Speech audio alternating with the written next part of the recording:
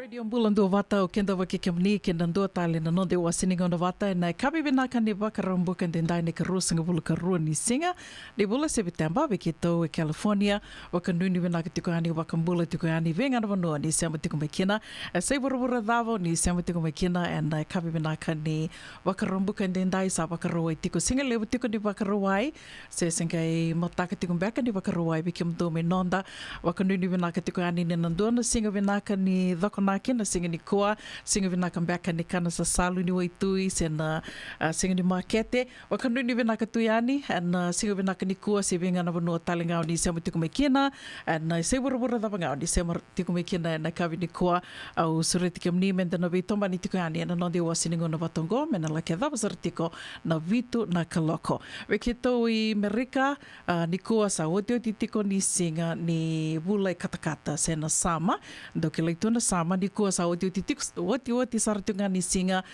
ni sama sena bula katakata teka butiko ni mataka sana teka butiko ani teka bu bakile tiko ani nanraki bakatoka itu nanraki botombota sena bula botombota na autumn na fall ya teka butiko ni mataka ya do tali teka saratunga nanraki ngo do na nogo weya mantanga do tali taka na bula botombota do toka kina na nonta bakasarava na noning buli na tamada bakalomalangi na kena do besau na droni kau na kena roka e to toka na kena di roka ka waka abisa utalitunga me kena nanraki na nonda wakila tiko na batambata mai bikito i California senga soti ni kitondo wakila na batambata me wakaira wakila na via sai Merika taliso waka nuni bina katiko yani sebenga na bono ni sama tiko me kena na kavini koa nonda i ulutanga vida tiko na ulutanga wakaruta kitiko menda na wakai wota tiko kena na singa ni koa ke wakau ni dau via wakai tavi mai dola tu na nonda prokaramungo nonda watawatongo mani wakai tavi talitunga me kena sema ni ulutanga dhavanga ni via wakai tavi me kena kau sureti ka mani talanga mo ni na siamo tunga mai o tena 5 na tini na miniti nonde wasininga na ni rongo mai na velonga niu me wakai do venga ravi tuko me kena maramaneta ni ro maramaneta Barama Kowesi Vosailangi. Mai na velonga niu yan sibitiko na 5 and tini na miniti lebu sarna kaindo vital no takitiko kina wakambimbitiko and longa niu lebu ndua and kila nindongole mo Amerika o yan longa niu ni vingaravie sena caregiving kamai lebu sarna kaindo bai vital no takitiko kina lebu na ka ulutanga momona ndo wakaru takitiko mai o maramanita ka ketondo mai vital no tiko kina ne wasininga no ya o suritika mnimo ninge na nama kitiko me kina ke na ulutanga taliso tiko wakaruta ki tiko mena nonda tiko and kavi vinaka ni wakarombo kende indai ni sa sivitongo na tolu e na tinika ono na miniti na manito kaningo una vuninda kua ni mbula vinaka ke wakau ni sengei sema vau tiko mai ke na nonda watawatongo ke reitinga mo ni wase tokayani na nonda watawata dona share dona like ke rautalangani ni ngai sikova yani na nito YouTube channel Radio Bulan Dua Vata and na YouTube ni subscribe kina follow us and na bibu ke sartiko bakalebu and na buku ni bengaravi do bakai tiko yani na nonda watawatongo na Radio Bulan Dua Vata. Matai tiko ni nonda sera ni vena numi and kavi ni kua no via wakambula tiko ni kina vi kimdo ke sara na sema tiko mai and vi no so ndo sema tiko mi kina na kavi ni kua bula binaka at the fee mai vem back ngori Australia wakandu ni vinaka tiko ni sista wakatelinga kina vena wanga egi joy bula vinaka maramatau sema tiko beka mai Santa Rosa and kavi ni kua au via wakambula talitunga ni vi Teresia mandingi mbuli ni mbula vinaka Teresia lani santente dente ko yali mai wakandu ni vinaka tiko yani Binga na no sema tiko mikina na singalevu sena kavi ni kua wakatelinga kina vi Dasha Hidden Blood ni mbula vinaka Bula vinaka kini simeri ranandi vinaka na sema tiko mai na kavi ni kua wakatelinga kina vi Serema ika ni konda binga na no ni sema tiko mai kina Serema ni mbula vinaka Luisa Rambatombato wakandu ni vinaka tiko ani vi kemuni wakatelinga kina vi Dilesu koe mai mbole binga na no ni sema tiko mai kina na kavi ni kua wakandu ni vinaka tiko ani vi kemdo ke sarna marama kemni talangana turanga o ni sema tiko mai na vivo no eso ni sema tiko mai kina na kavi ni kua wakandu ni vinaka tiko ni tosu vinaka tiko na kena ngaravi tiko na itavi tosa vinaka tiko na kena mara tiko na moni madhawa vi kemni na saya dhova tiko yani na moni madhawa and singalevu ni kua ni mbula vinaka namni tokaningo una vuninda kua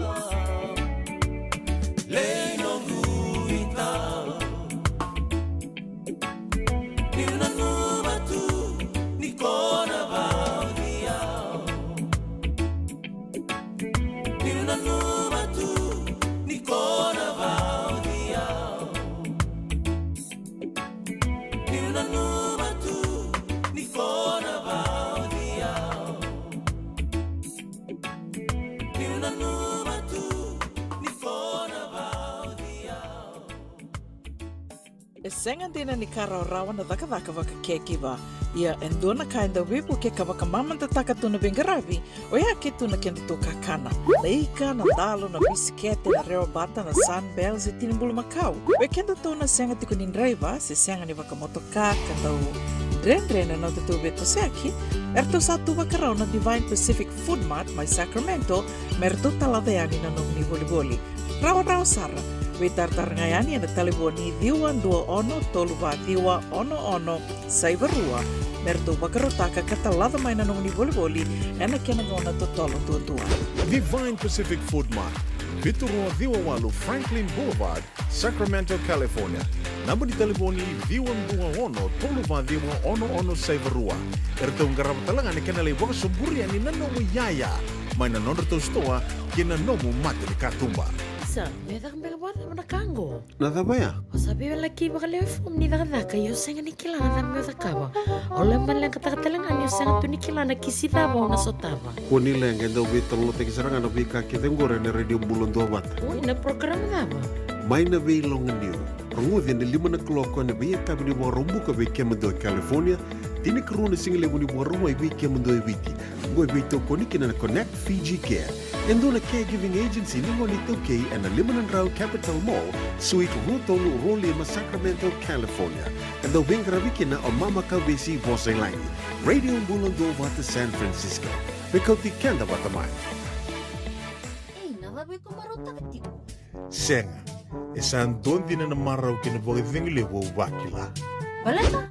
Kesa mani ka vivi na nongumbula, ke mundo sana senga ni lenga. Dona senga talanga ni rere walo ma se mundo warakati o nila wundrang-reng. Baleta ni swada kabatu na nongu life insurance policy.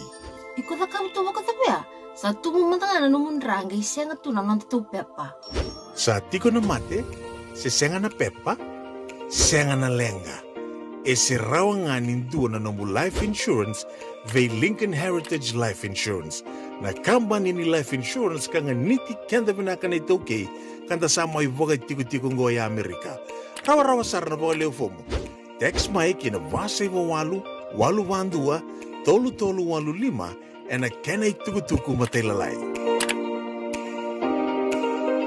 Toka, kombala kena dami-dami. Waga diri nga lala, saba-saba, kangay waindono na yangona, ena San Bruno kababa. Nada ba? Tukun talipay.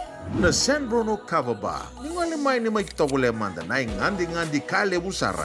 Ersama ibukan dina-dina taga katalay taga na manggosa kaya na mga sakit tilibing garabi. Toka sarangan na lomundono di tao ng San Bruno.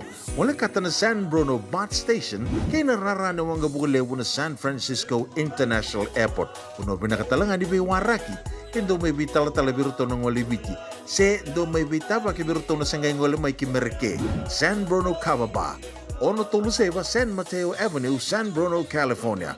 Dola na ba'y singa man doon na koloka na singilevu, kinatinikan doon na koloka ang bongilevu. Bula binaka ni Matthew, isawa kuskusibe.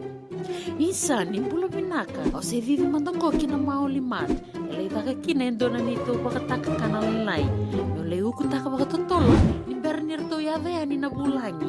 Oi, o dia bakasanga. Erto bakasanga talaga orato. Sarang go enta so mga nakakana. Esen enta so manakena bakanya takinaolo.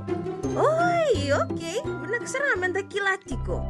Maulimat, Valima Rualima, Montgomery Drive, Suite 2 and 3, Santa Rosa, California. Veitara sarani kinanaba ni telefoni 125 saiba vitutolu 5 ena kena itugutugu matalalay. Nungu chisu nungu badua. Dorongodi na vima maniono kinavitu ena kabuni bugululu ve kemandawe California. Vima mani ruene kabi kina tolu ena singlewu ni lotilewu ve kemandawe viti. Ewarotaka na New Methodist Christian Fellowship USA. Rongodi na Radio Bulondo Wata San Francisco me kauti kenda vatamai. Radio Bulondo Wata me kauti kenda vatamai. Mai San Francisco ki burubura. Sema mai ngai wase yani.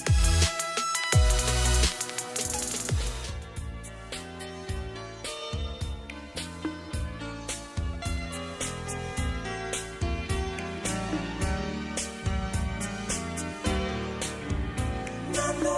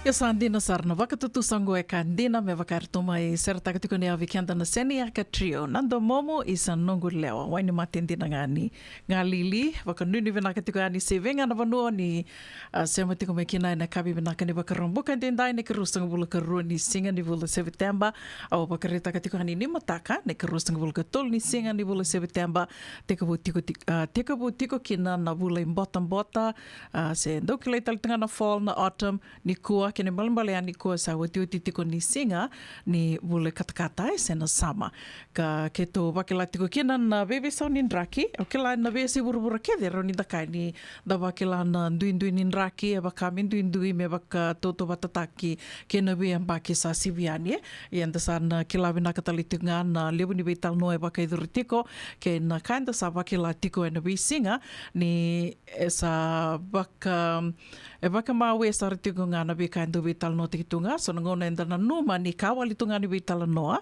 ia na ngono go ke waka indue se watunga na nona waka sama se na nona waka nananu au sana o senga ni kila na meu kai ki ai baleta ni rawa ni ndo waka dina taka se mania se bora dava and the tiko kina na kena sa ve so tiko na ndraki sa ndui saranga mai na kena inda do wakila tu ina be ambaki sa otie ia kongone ai sana bimbi tu kina be ke to mandanga i na tomba lebungo San Francisco na noa ni kua e wakatokai tiko na Spare the Air Day kena lebu tiko na kene mbale au na numo na gei waka matata takai ani e nduanga na kau rauni na numa rawe na ngono kua ni ndo tuko ni tu na Spare the Air Day kene mbale ani mo wakalele takasarangana no mo dhuri tumba mo laki dhengu batiko na dhangi tumba ngo sa senga ni rauni takai lako tumba le dhengu dhangi mbulai baleta ni sa senga ni rauni kenaki Nindau wakatokai na Spare the Air Day, sendau tukuni tiko na Spare the Air Day, ia e senga ni vinaka na dhangi anda dhinguba kia wakai ko dhuri tumba, e senga ni dhangi mbula. Senga ni na wakambau ike na i bosa ni tukuni ae. Dhuru mande ni tumba moli dhingu dhangi mbula. Senga ni wakakina vike tau e na tomba Livongo San Francisco, na noa ni kua o wambuta na lama ni vida na singa talinga sa uoti. Go matanga kia wakai ko lako mai San Francisco ni kua o na rani na wakilasaranga o na ritha o na nanuma ni wakai e da kambeka e bia wakame wakarutau tuna uda i senga ni vaya, senga ni wakarutau na uda. Go ni sa wakame mbua watu na bibo no so. Senga ni kona reida vinaka na vika so reida waka me kumboutu na vanua ia sa koe saranga ia e vida na vanua ia vitiko kina na kama wakila itiko kina na kama ka ke mami mai wakila tu e na Tomba Livongo San Francisco na kena mbuto tu se na ketna dhangi e senga so tini vinaka e sombeka rando tobi dhengu ava na wakila saranga na dona kana wakila tiko na nren dhengu e na gonongo koe ando bimbi talinga kina ke wakai ko kilani ko bia tobi matitiko ni ndau tobi ko tiko na dhengu ava me sana standby tunga na maske na umbi ni mata na kai vinaka kina na ngonongo nda lako tu e rau tuna na ndovolia na mask na umbi ni mata me nda nandara sa tu standby tunga na motoka baleta ngone ani songo nda lako bangu itumba waka volek saranga ni ko na senga ni dhengu rau e na kena senga ni vinaka na dhangi e tu itumba songa na ka menda nanggangaro ni tukina se mania se buru-buru da venda tukina da baka vina ketiko ni rauni da 70 and vata ngo na radio bulando vata karoni da betal no ta tukina ramandanga ni nikila tiko kina se mani ibenga na no ni 70 mai kina na veka keto la ko ruma tiko and ya se buru-buru ngo baka bimbitiko na Tomba Levu San Francisco baka no ni vina ketikani ni sa vatongo rusanga bul karona miniti me bana ka loko se retikam ni 70 mai o se tikani na nonda vata o tina 5 and tini na miniti kera na mai veto mani tuka ni kina e na nonde wa sininga ona ni rongo mai na vei longa ni o me wakaindo me venga ravi tuka ni kina o marama nei ta marama Kovesi Voselangi and vei longa ni o me wakatalanga i veto koni tuka kina na Connect Fiji Care.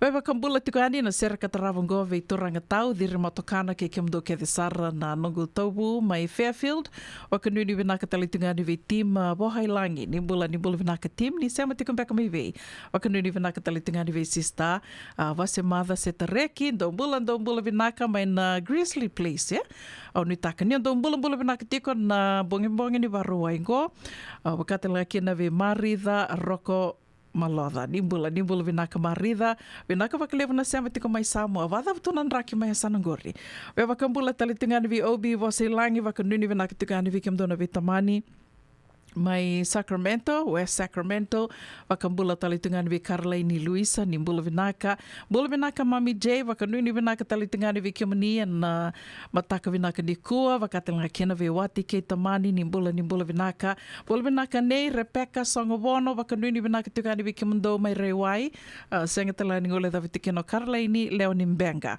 Don bula vinaka na sema tiko mai Korobu Tomba, na mataka vinaka ni Wakaroa endendai, ka wakatanga kena vi Bill Una Marianne Masiwawa. Dombula vinaka at the fee na wanga Egi Joy kikimdo na sema tiko mai Sacramento, Santa Rosa. Wakambula talitunga vikimdo na the Count Robin do kimdo beka na leoni committee na vukuni waka tiko kina songo ni mataka wakamtimbi tiko vi maramatau irana tema dombula vinaka wakatelanga kina vi titiliangande vinaka wakalevu na sema tiko mai Kornikalo and singalevu ni kua mai dhau tata wakanuni vinaka tika ani vikimdo wakambula talitunga vikimni na wakarau takatiko mera Vikimdo ke sarna leo ni koro mai mbulia dombula vinaka mai vanua wakatelanga kina vikimdo na taubu ndo ndanda botokongo torangni dholo ke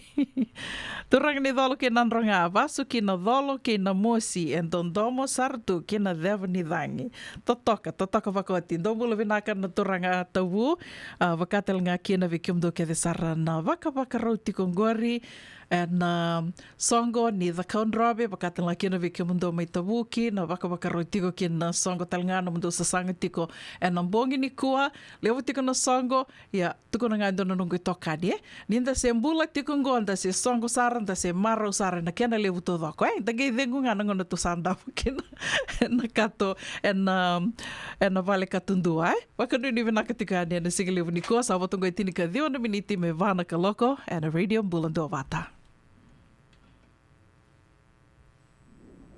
Duri mai gelere daru mai gaji mada batini wa bunda rusuwa daru mai ba saraba abuso ni biyo daru mai tutu biyo bako meleni uri daru mai bola luarua sagai vabo chiyo sebo besubu sebo ni harua wali bata mai wai daru mai meo chisara bagalua Oli mai andua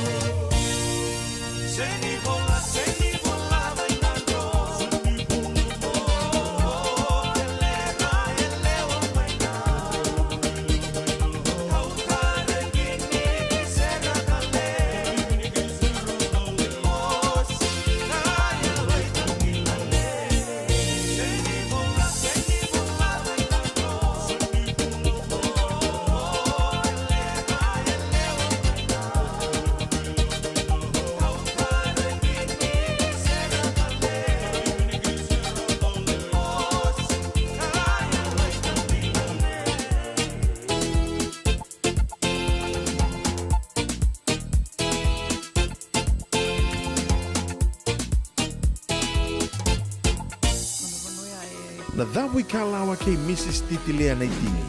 Wei talanota ki kina na ulutanga bimbi ka daun rendre na kena wei talanota ki sewa sei ana matana lewu. Ulutanga ni toso kiliu. Wei wakaungeti kan dau wei labeti. Rongothi na vea kawini tu siti ni 7 na tini kelima na miniti vi kemando i viti, 7 na tini kelima na miniti vi kemando i California na vi Singamoniti, na vito koni ni JJ's Food Shack, Santa Rosa, California. Rongothi na Radio Bulundong Wata San Francisco, me kauti kenda wata mai.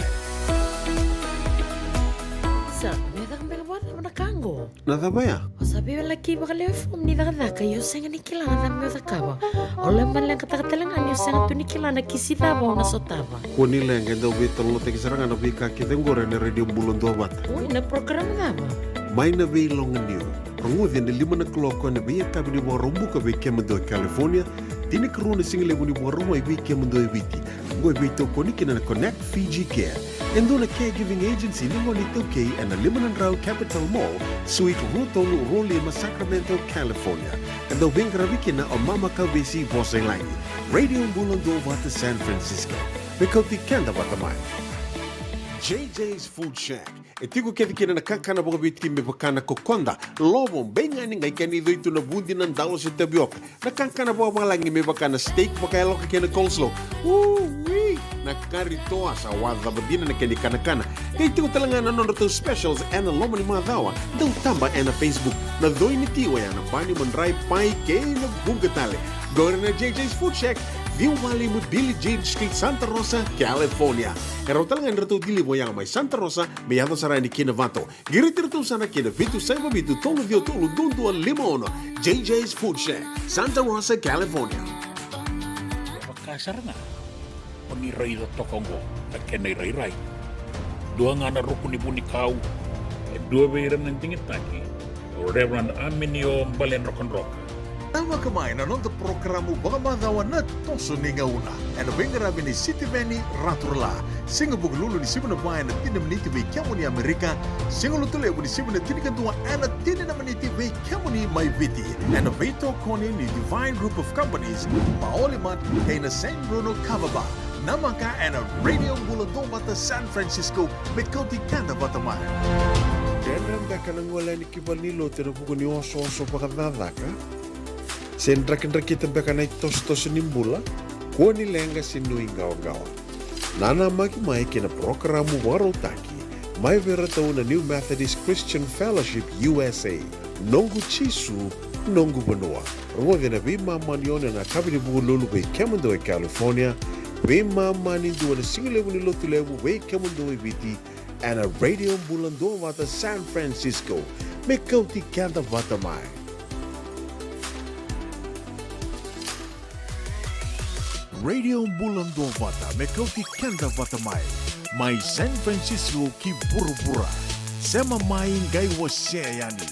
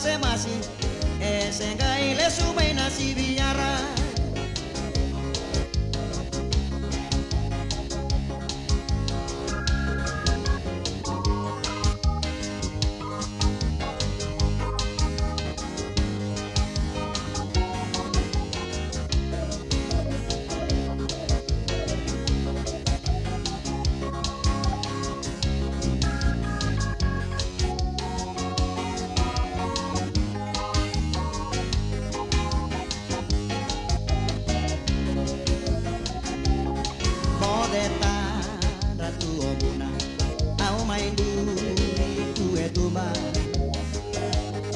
au nanu mangani bula ena bota leini musuna au gaini ba meu renguda nambaluna rua rua tirin ronro ba sombu mai na wai wai nin rauni uluna ena bongi le marama au are ki nasara niko sure baka mai meu taurana no mu mama tongai tukuna kaya lataka nei besu nindu abata au gai buki mai kayanra au gai kila isalaini no butanra au gai buki mai kayanra au gai kila isalaini no butanra au gai buki mai kayanra au gai kila isalaini no butanra. Sandino sara nei talnoa ni Hirumbutako me wakai mai sara takatiko ni awe kianda o Sakiu Sambuli dhako sama balolo wali tunga ni waka nananu nandomona na turanga ni tango ia onge waka sama takatoko warongo da toka na nganga ni Seroya onge waka sama taka ni sona kainda tatanra takatu le usarna kainda ndo tatanra takatu dona ka ndo waka sama taka na noa o lako ni nando na stongi redekini ni tambakito wango vida wata na milioni na dola na lottery na loto ke wakai kona wini taka na loto tianga i tiko tali na super loto ke wakai kona wini taka e ndona nra waka thada tiko na milioni na dola o sange waka samtaktu mo waka samataka manda ke wakai ko wini taka na ilapo vai ai na waka thava tu manda na no mumbula o bambuta na dhau saramanda i kona dhakava ai o waka samataka tiko vai ai o dhau saramanda i kona dhakava ke waka i ko wini taka na matangali lavo lilivu pao ia ia na nrau waka thada na milioni na dola e rawini taka na lottery ia o tia sanga i tu talanga ui rakaradhaka tu ser na matangali konitaraki e tu ni rasa ini taka vango sa vivo sa kitunga na milioni ser na sa ini taka tunga ni na vida bata na milioni na dola na kenri sau e nandua na embaki se na konitaraki mbaka ni 5 na embaki wakarandu sa ini taka tu Hernando Ngito se Hernando viva katapulidi na coaches e na vi timi le levu e so e batu ia na ilavo e vital no takitu au sange wati kono ko waka sama dhambeka ona dhakava ke waka mitukuni maybe o sa wini taka e ndua mbeka na milioni 0 na milioni e me sa anta vitalo no tiko na milioni dhau saramanda ona dhakava na mateni kaila ko menu ko waka sama leta mbeka ni via mode tu na noa na mateni kaila ko menu ko waka sama au na mode tu manda me nduto dhakana madhawa au na mode sartunga kuni waka sama taka madara dhaka kuni waka sama taka na mbili na vikataliso dombula vinaka na dhava mbeka dona dhakava na mateni ka dona dhakava ke wakai sa lako ani vikem dona ngiri se ke wakamanda endua na lolo mataka mbeka ani viko endua na milioni na dola. What would be the first thing that you'd do? Weau yana kanga sala kumenungu wakasame atau kelera na sovi au sana modi tu mantanga dona madhawa ko sar mantanga ni due kuna dona ka meu mode o sa modi venaka sange yandra o timbeka ndu zero na madhawa sana ge tomani tale na kena garavi na itavi tu io vambuta ni ngeli garavi tavi tu ka sana visa wakandu na nonde wakarombeka ni garavi tavi balet santana senga ni lakani mendeli daka to sana nonto to daka beka me to sana vindu vendati ko nei lavo to na wasi tiko nei lawa sa nonda tu tiko ia tiko nga na vitala no ni mode e na dona madhau waka samataka na vida na yampaki sauti gome bakani da waka rau tiko senda na makitiko kina nonde wasiningona ni ronga mai na vilonga niu me bakanto vinga ravituga ni kina marama kovesi au waka samataka listale na vida na yampaki sauti au angarawa tiko ndona buiningone go ke wakai tuwe naka tu nambula e totoka tu na nambula watiki koia. Do totoka ni rombula na visinga o sange do sanga mi kuti koia ngo ke ro atiko bolio koia Santa Cruz o li thaka tu Santa Cruz. O sange do sanga mi kuti koia mi ke rongandi na visinga balata ni o koia alcoholic o tia sartunga do lombalenga taki koia na matubu bali ni ke wakai na tiuk ngai bali o koia na sanga koia me ngunu sen wani kau sen endonduan wani kau ni be wakamateni taki ando ngunu watu na se ando turu tu na mbui ningo ningo. Ia sangi adha mai nango nea sa mai tutupi mate sa waku e kina. Sa hartonga indo suli tiko wa indo na wani kau me na ia thana wakawawalangi na placebo me kusulia na wani kau ia ikunga ituku nani. Iro ni vitamins nga nga ituku ni wikua ngore na Xanax. Ia na kasanga indo suli tiko wa me waka me rao ni na kila calm her down, ne? Ya na dhaka tiku ni Xanax wa. Iyo na Xanax e tiku ngana, baka ala tiku ngana liabu ni wani kongo e roni soli wa na dona singa. Iyo, ke baka sana vina kata waso mama ya sange du soli wikua na placebo na vitamins, vitamin D nga, du soli tuani wa, tuku ni tu wangori na Xanax, iyo. Kero sange do lako na singa, ya ke baka vina katuna mbula.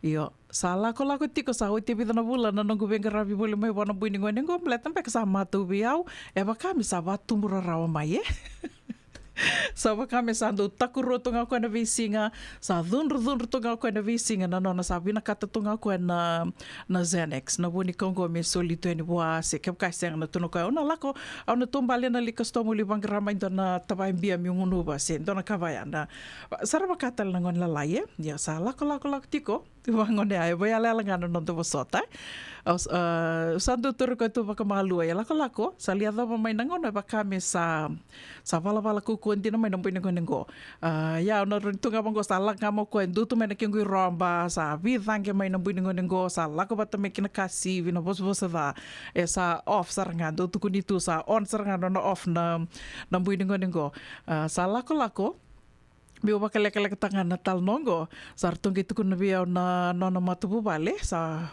duru oson dina sarangana nungu bakasama nang salia do beti kuna na bakatangin dengan dini venga ravia o kelani bunga bikin tutu sana kilavi na ketiko sala kalak sa kuna tutu kuna biau na nona matubu bale nang dona ngona ke bakai ko sa senga sarangani rawa ni kuna turi ko rawa semi ko turi ko wakamalua ko sa rawa mai. Please just walk away. Yana kartu tukun mai.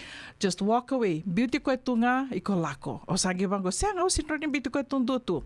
Or sagi tukun urtu. Ya iko na roni buke kito talinga kine iko na buke bumbu buke kito talinga ke bukai ko na beauty ko tunga iko lako. O sagi sang ni torroya o na dava na buner tu tukun mikine ya sangi wakamadala takamai dona bungona.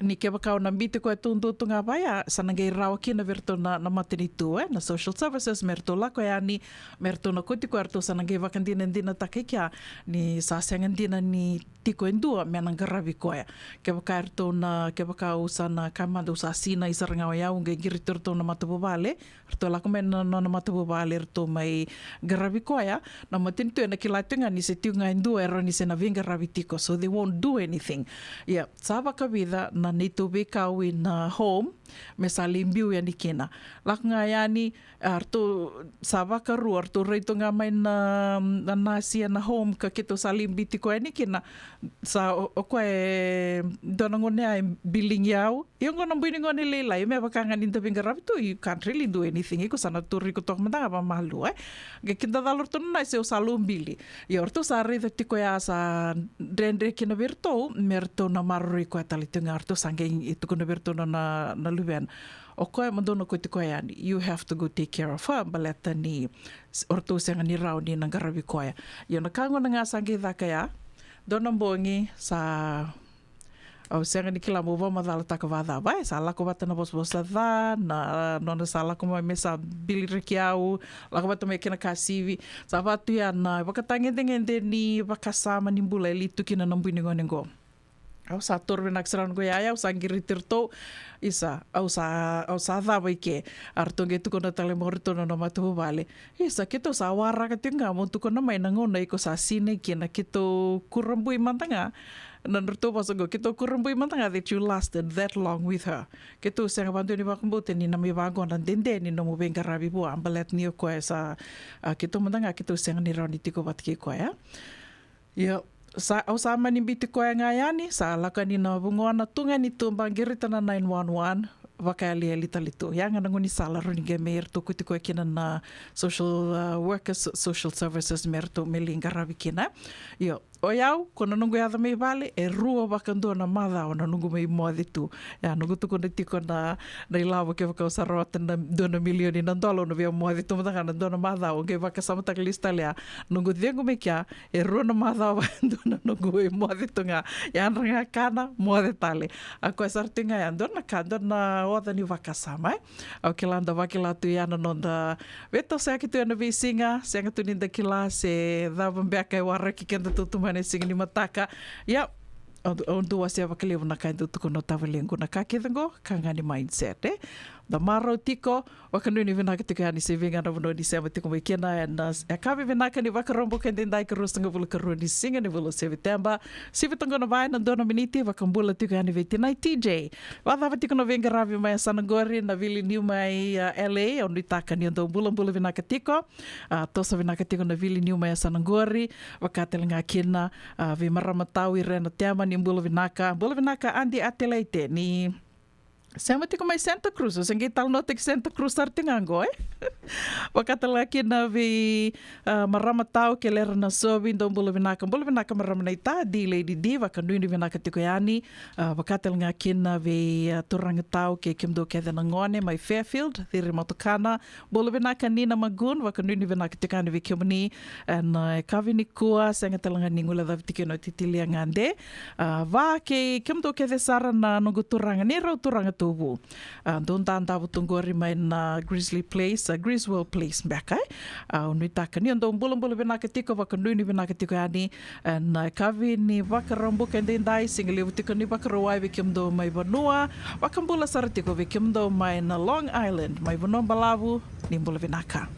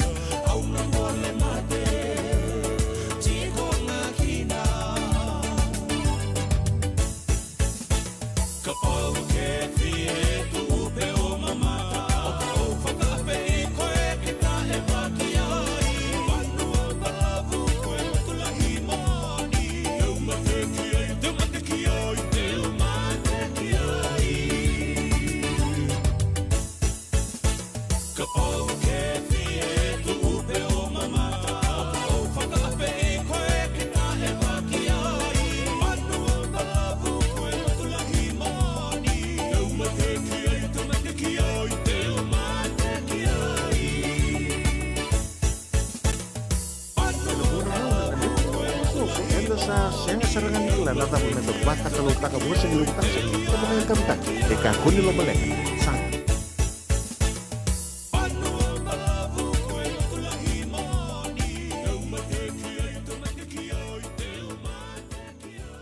JJ's Food Shack. Etigo kedi kina nakakana boga biti me bakana kokonda. Lobong benga ni ngai kani itu na bundi nan dalos sa tapioca. Nakakana boga malangi me bakana steak bakaya loka kena coleslaw. Wee! Nakarito sa wada badina na kani kana-kana. Kaya tigo talaga na nono specials and lomo ni mga dawa. Daw tamba na Facebook na doy ni tiwa yan na bani manray pai kay na bungatale. Gawin na JJ's Food Shack. View Valley mo Billy Jean Street, Santa Rosa, California. Karo talagang rato dili mo yang may Santa Rosa, may ato sa ni Kinavato. Giritirto sana kina Vitu Saiba Vitu Tolo Dio Tolo Dundu Limon. JJ's Food Shack, Santa Rosa, California. Ang breve may bakarita kiani veke mundo may na South Bay, San Jose, Mountain View, Redwood City, San Bruno, San Francisco, kena vivo no volikata. Nisa tikong going dona nonda toy ngandi-ngandi. Na San Bruno Cavaba. Dala kumantangayan ni dali sota tukina ka vekilai. Era libu talitunga ng dui kai karandongole di kina kandu na kana non retali taka. Na lebu ngona ni non retali taka kina wasibi ni vingaravi ni turang tawa Rakesh.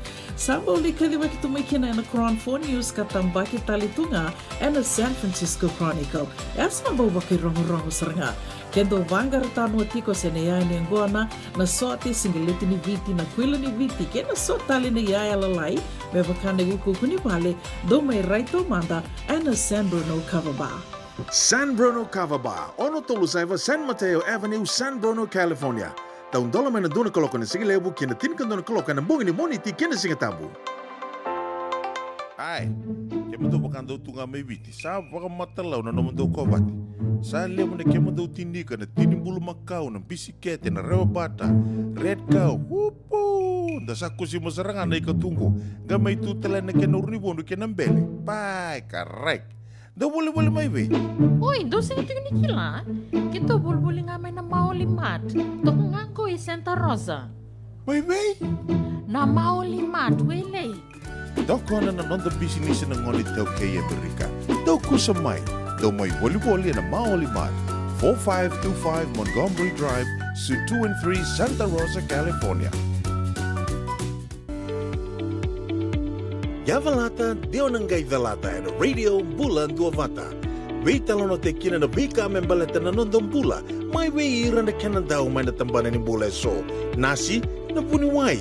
Promote na bana kaloka na Via Cabinet City and a veto ko ni Lincoln Heritage Life Insurance. Nakamba ni Life Insurance, kanganitikan na kay Witi Amerika. Doyan Robina ka naman raman na ita. Do samba di ba kusa-kusa iwe? Yandra na ita. Kita sila katalaw manday na Orange Lounge.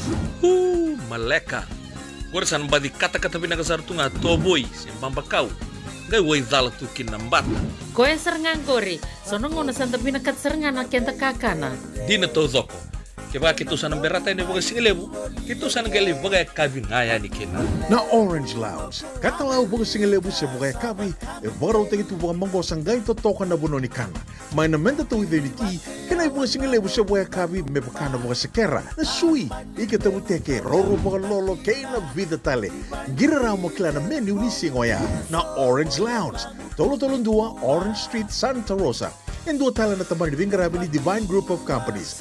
Dola may na walang kaloka na mataka, kina walang kaloka anambongi moniti kina singatambo na Orange Lounge. Tolo-Tolong 2, Orange Street, Santa Rosa. Radio Bulan Dua Vata, may kauti kenda vata may San Francisco ki Burubura. Sema maing gay wasya yani.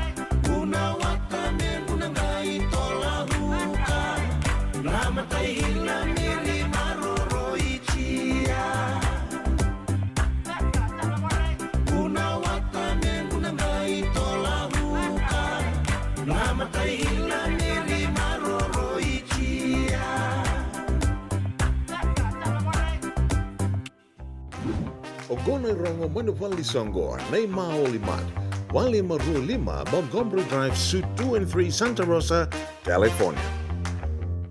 Ana radio mbulando vata sa sivitangona vai na tinika vitu na miniti no de wasininga ona ni rango mai val ni songo matenga ni tukutuku ya dorati ko mai na kavini kua ve suretira ramba tiko ya ni ve suretira ramba ve kemde ke de Sara e Sacramento ke na ve bono bole kata ke na ndua na ngunu sende na buku tinga ni sasanga to sasanga tiko kina na tikina o tabuki tabuki kandavu mai Sacramento vakai dortiko e na ndua vata club ya na 528 va Dua Vata Club, 528 Fruitridge Road, Sacramento, te kawutiko, e na walu na kaloko, e na bongi ni kua, ke na tinika rua, e na bongi lewu, rtona wakatara tiko kena, na ilawalawa ni seru watuanga. Wakai dura talitunga kena na wakai kabi, na ika, ika wakalolo ke na kaweti, tavioka, lamb curry and rice, tolu sangavulu $1 na iduruduru. Tolu sangavulu $1 na iduruduru ke na ngunu sendongo, ni sa sureti tu kena wakaleo lewu. Ni mataka ke bakai senga ni dua na vanua ni ngole kina ve ke mani Santa Rosa ke na ve no vole kata ve sure tira ramba tiko ngayani ke na the Kaunrobe Day. Singa ke the Kaunrobe te kabutiko na tini na kaloka ni mataka ke na 5 na kaloka ni kavi wakai dhuritiko ni mataka kana wakai dhuritiko e na United Methodist Church Hall e na 225 Giffen Avenue, Santa Rosa. 225 2150 Giffen Avenue ve ke mani na sakila tiko na valnilo tungo na United Methodist Church Hall i Santa Rosa ni sa sureti muni ngole ni kina wakaleo lebu kana te kabutiko no songo na tini na kaloka ni mataka kina 5 na kaloka ne kavi wakai dhortiko na meke, sarameke, na rongosere wambuta ertona wakatara tiko kina na ilawa kartua wakatara talitunga kina na nonretu songo na rai na madhau sauti na Red Zone Band yana tukutunga o turarau tiko ertona wakatara talitunga kina ni mataka kena vei kataliso erto wakarutaka talitunga membaletir na ngone senga walenga ni mbaletikenda na ngase tiko talenga na programo e wakarutaki membaletir na ngone vei suretira ramba moni ngole ni kina wakaliolebu e kavi ni mataka indui tiko na norto sa sanga talinga erto biuta wata tiko na Wairiki Holy Cross College.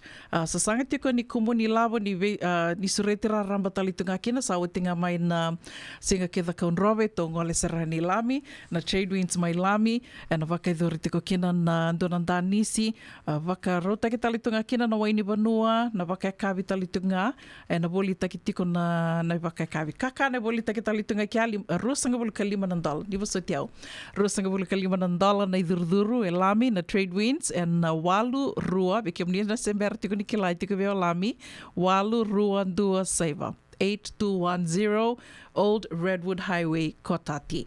Teko tiko na songo e na wana kaloko ne kavi ke na vei mama nindua e na mbongi lebu.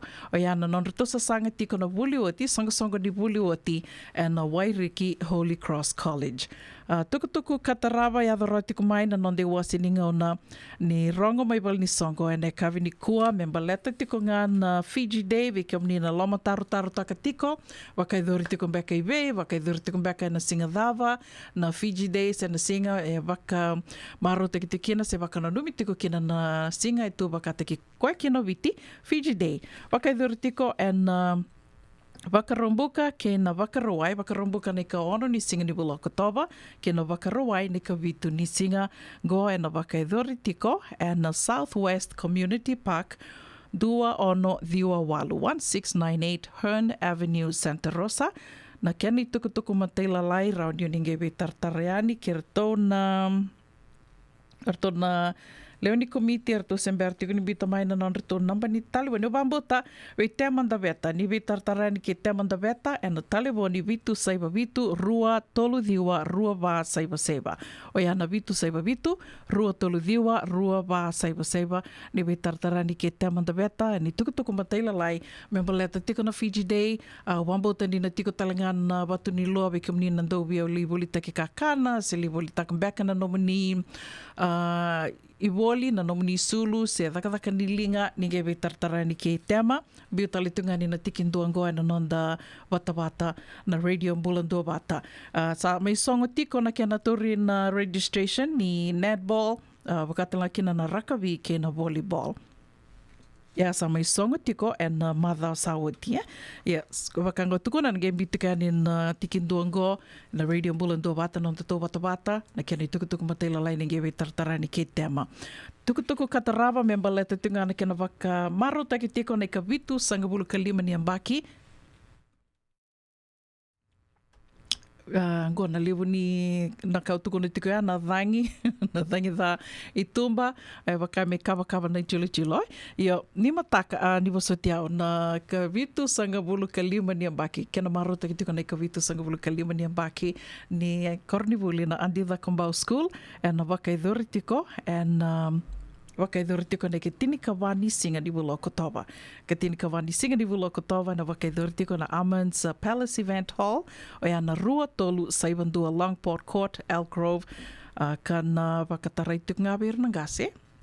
Sengani dona ngone e na wakatarai kina, Island Menu Dinner and Drinks, Formal Attire, kia ni tukutuku matela lai, ninge we tartareani ke vani mbiu mai wai, e na taliboni vaan 25, 5 rua wā, 5 diwa vitu tolu. E ana rua niwa so te au wā, rua wā, 5 rua wā, 5 rua wā, 5 diwa vitu tolu sewe Anissa Billings, e na rua saiva diwa, 5 saiva vitu ono walu vitu.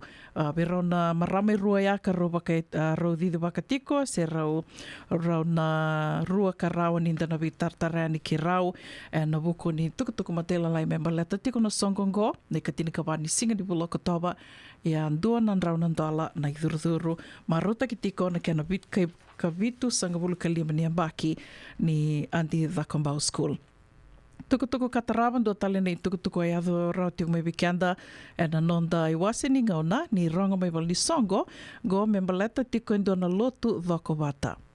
Dona lotu dhokowata karton biuta wata tiko na Wulioti e na Lelin Memorial School wakatoka i tiko na Losa, Lelin Old Scholars Association USA ke na Mosa. Do tale nga na i songo go au senge ronga dha wakandu e na noa na Mosa o kila na Methodist go ira ke na Korniwuli waka lotu wakaristo.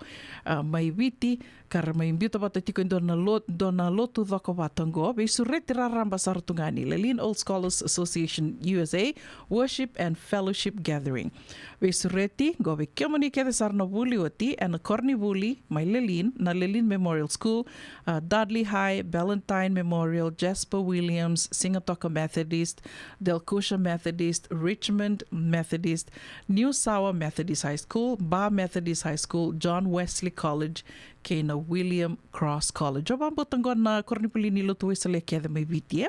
We kiamani ke sarna Wulioti, kiamani talanga na Weka, kiamani talanga na Tokani, besure te raramba tiko ke na lotu Dhakowatango e na wakaidhuri tiko e ka tolu sanga wulu ni singa. Go na wakaroa e saranga meongo, tolu sanga wulu ni singa ni wulu September, te kubu tiko e na rua na kaloko e na singa lewu, kana wakaidhuri tiko e na Warua Walu Mendocino Avenue Santa Rosa.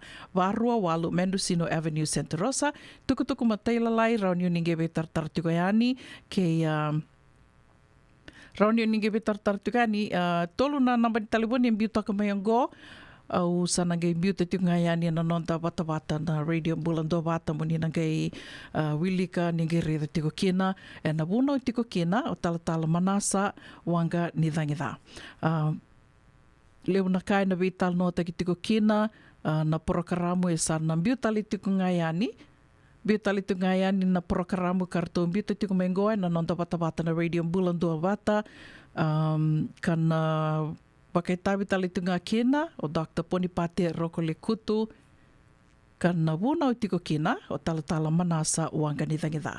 Tukutuku matela lai ke tango na game biuta ngayani na nonta na radio bulan do vata Facebook page me rau na nomuni ngai wili ka toka na ngono ni ngalala kina.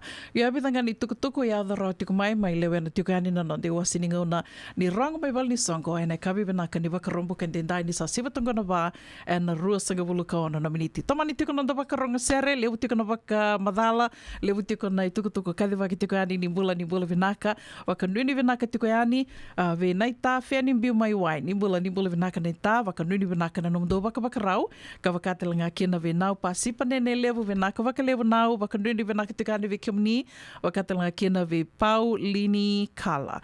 Bula venaka pau, waka nuni venaka tikani se venga na vano ni seama tiku me kina, e na kavi venaka ni waka rombu kandindai, lika marama ni bula venaka, wakatelanga kina ve mare da lalanga vesi, seama tiku mai Australia, na kavi ni kua, bula venaka marama na ita, waka nuni venaka tiku ani, ve mari da pita, waka unita kanio ni bula venaka tiko na kavini kua wakatelanga kina ve rena tema ke kemdo ke sarna leoni komiti waka ro tiko kina songo ni the Kaunrove singa ni the Kaunrove singa ke the Kaunrove ni mataka, au ni taka ni tosa vinaka tiko na wakawakarau, wakata nga kina veneo mai wangambada ni mbula vinaka na sema tiko mai, wakata nga kina vitumbuna lewa ngutu wakadha vinaka na sema tiko mai na kavini kua, bula vinaka anti ane mbongi tini, wakanuni vinaka tiko ane vikemdo mai Sacramento, ke kemdo Kevin sema tiko ngori mai Fairfield, au ni taka ni mbula vinaka tiko, tosa vinaka tiko na wakawakarau, sanga tu ni kila na dhava, na ituba-tuba, e na mua ni madhango, ia se mani dhava ngana nom ni ituba-tuba, o saret ke mani mani sema tiko ngā mai,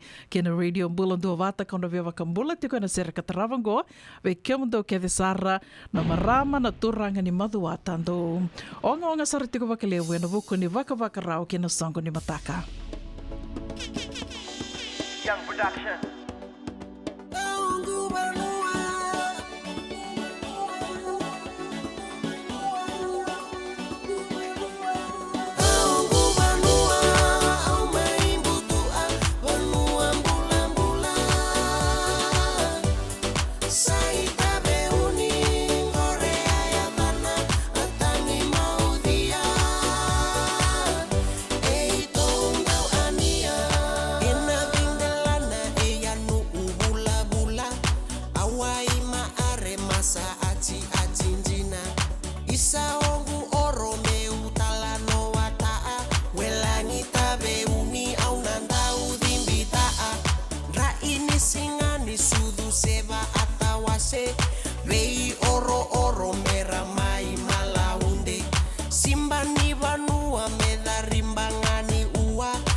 Somanda mai salela awanua au mai butua wanua mbula mbula saita beuni ngorea ya bana atangi maudhia eitonga ania setu mai buna lea tangi maudhia ena vendelana era mai ba araida mata sara tua ai palangi era maindo mona enai rai dada rimba tua lasa maina oro besu itu na mona sengani rawana toso era mai lasa era samai bunde toso tale manda mai da aumrowe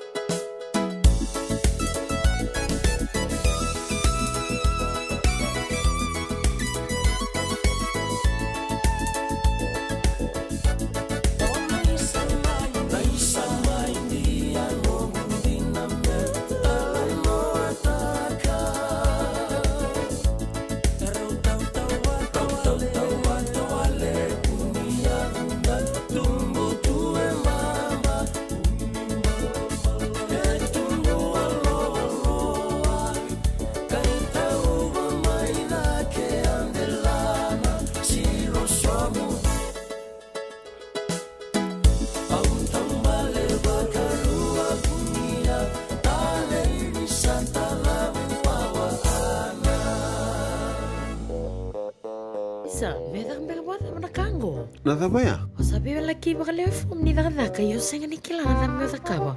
Ole malang kata-katalangan yo senga tu ni kilana kisita ba na sotaba. Kuni lenga ndo betul lo teki serangan no bika kita ngore ne radio bulan dua bat. Oh, na program daba. Mai na be long new. Rungudi ne 5:00 ne be kabini bo rumbu ka be kemendo California. Tini keruna single buni bo rumai be kemendo eviti. Ngoi be to koniki na Connect Fiji Care. Endo na caregiving agency ni ngoni toke and the Limanan Rao Capital Mall, Suite Rutolu Rolima, Sacramento, California. And the Wingaraviki o Mama Kawesi Boselangi. Radio Bulando Vata San Francisco. Bekoti Kenda Vatamai. Nungu chisu nungu banua. Dorongode na vima mani ono kina vitu ene kawni bugululu we kemendo we California. Vima mani ruene kawi kina tolu ene single ni lotilebu we kemendo we viti. E warotaka na New Methodist Christian Fellowship USA.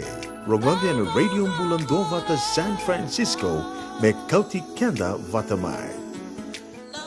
E levo tu na vima tangali life insurance e Amerika. Ka levo talangan na kina itu. Ia na Lincoln Heritage Life Insurance yang niti kanda mo binaka na ito kay kanda sa may buhay tigo-tigo na buno lewo mo. Kaya wala may wangande, so sa may buhay tigo-tigo tunde. O dawi matutiko si Sen. Raw-raw sara na mga lewo fo. Katigo talangan na ilawi maruroy. Lincoln Heritage Life Insurance. Nakamba ni dondo nga ito so mo na claim. And aloma ni rosa nga bulu ka pa niya uwa kasama niya na lenga isang oti karuan na ang baki. Sigaw mo na website na tumugori si Textby. Kinabasi ng walu-wandua, tolu-tolu-walu-lima, e na kinay tugu-tugu matelala. Lincoln Heritage Life Insurance.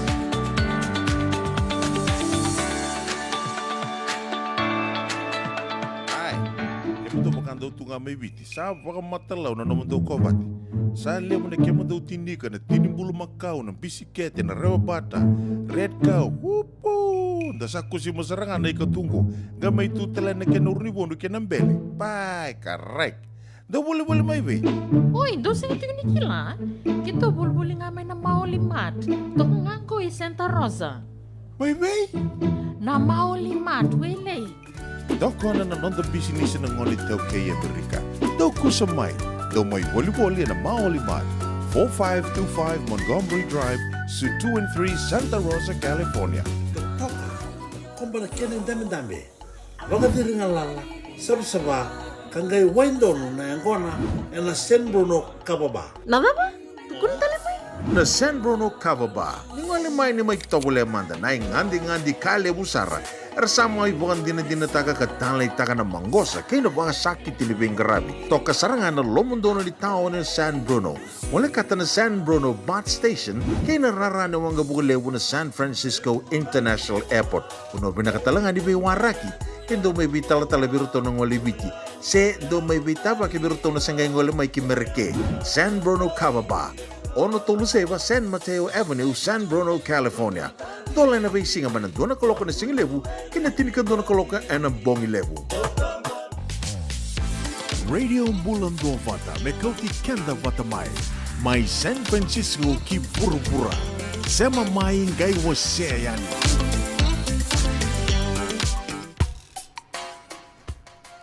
Sami botong goi rua sanga bulu na miniti me lima na kaloko na radio bulando vata na sere kataravango na beva kambula tiko kina vesilio noka bulu venaka emi sauleda ke kemdo ke desar no sema tiko gori mai bunisea don bulu venaka vakambimbi tiko wana medical officer vakambula talitengani ve Mels bulu venaka Mels ke kemdo ke desar mai na city lewe San Francisco.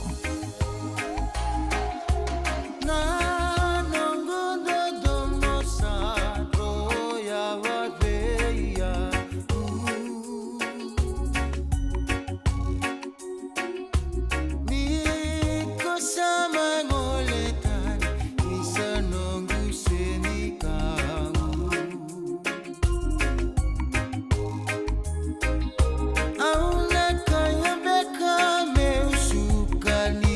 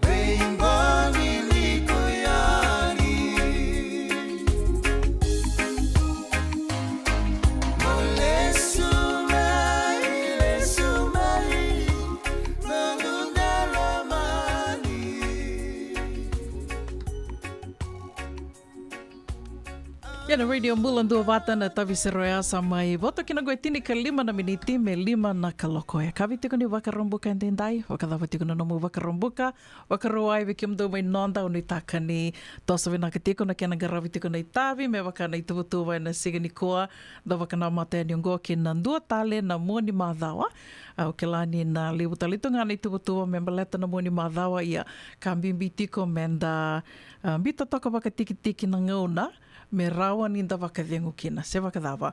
Na noa, o atal no takatiko nia ni au sanga miu lakumi thakadaka, e wakanga e ndua na i dhola dua mbeka na tanga niu o dhola tu. E sa tuku na ngā mai na ngongu, sa rauta, dengu manda. Yo, ia na noa sa mani wakau thakadaka tunga sa tos tunga na i tos na visinga, senga ni lewu na ngona da senga ni wakarongo da manda ngā ngondai, sa tuku na tiko mai ninda sa oda.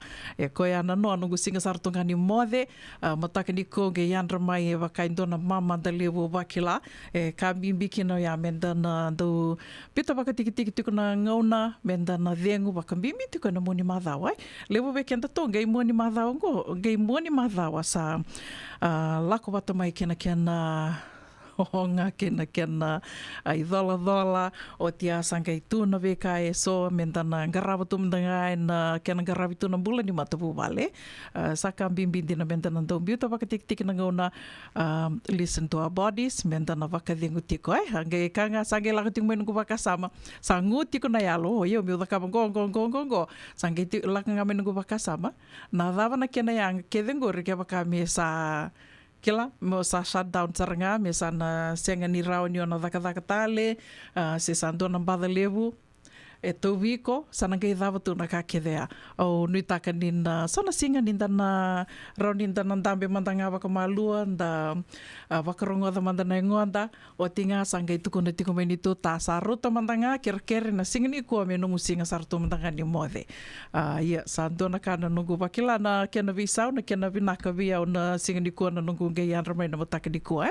waka nui ni vinaka tiko ni na dona muani madha vinaka vikianda na muani madha ngoa ni nda tō na waka tōna tale rau tiko mandanga ki na ngonda tō, waka mibibe kenda tōna mai vili niu tiko na vi longa niu ke de sarna, longa niu levu ndua, Amerika o yana longa niu ni Vengaravi, sena caregiving, ko sureti kia mani, mendana kei sama tinga mai, ni sama tinga mai, and 7:05, and tini na miniti kira na mai vetal no tiko yani, kei marama nei tā, marama kau vesi, and buku ni nonda i rongo kanda rongo di tiko e na vi madha vi singa wakarombuka e na i rongo mai na nonda vi longa niu ke rona mi vital no tiko kina memba leta tiko na Vengaravi se na caregiving o ke lani vunga talanga vi kim ni mai nonda o ni paparo tiko mo ni na lako mai na buku ni kena sa rau tiko mbeka na green card o ni sana tiko mbeka nganom ni wakasama lako mandanga mai me tiko bo teke bo binaka ngondo na pono binaka menda na mai tau ya buke de kina na sangole mai Amerika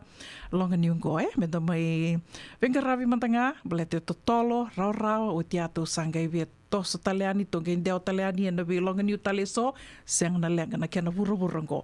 Waka nui ni vinaka tiko yani, kau suretika mnimo ni nana makitunga mikina. Ia, o wakasama takitiko na vida na madhau sau e tiki tu vital no tiko kina sona no gui tokani. Vital no takitingo na mbula ni na retirement Kira vital no talinga kina ke Mrs. Titilia na intini na kavini moni tia na nonda dhawi kalawa.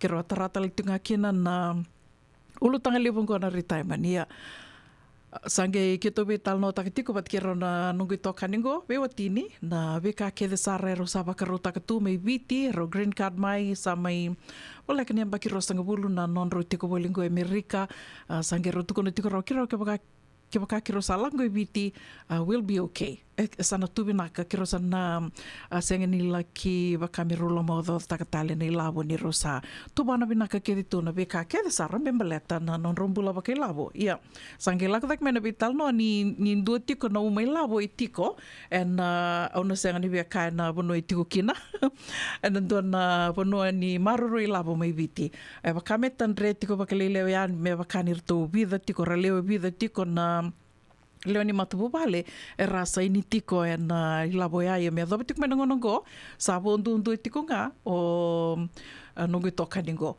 o irna kena bo era sa saramati kede baleta ni sa tiko na non ramba kini bula e na kila na e kini bula ngā sa kila sa raro ni ta sa kadive ni kina 60s 70s 80s sa tiko na kini bula ya sange bo tondo tiko ngā nungu toka ningo ia mai tanre sa tiko pakelevu na ilabo ia ke to sa manige vital no taka indona ulutang ko kila ninda senga soti ninda do toro bakambimbi na itoke o ia na nonda ke bakanda sambi te tiko indona kam baleta ni tuko no koe na ngono rto singi tiko bubi tala no kina e a tuko na dake ani na watina wakadaba ke bakai sana ndona lenga dobe kem do sana mate na gei wakadaba tu na ngono ia o tia keni sau artu tuko na ketanga mai o tuko mandani lama lenga takangori Pelata ni senga ni vatu ana vakasama ia mea dhawa tiko mengo sa voto ndui tinga ngono ki toka ni ortona kena vo kede artu sa mati kede sa rangai sange mai tanre tiko na vitala no pelata ni tiko na ngoni wirna ndui luven rai wirna non ndui matapu vale ia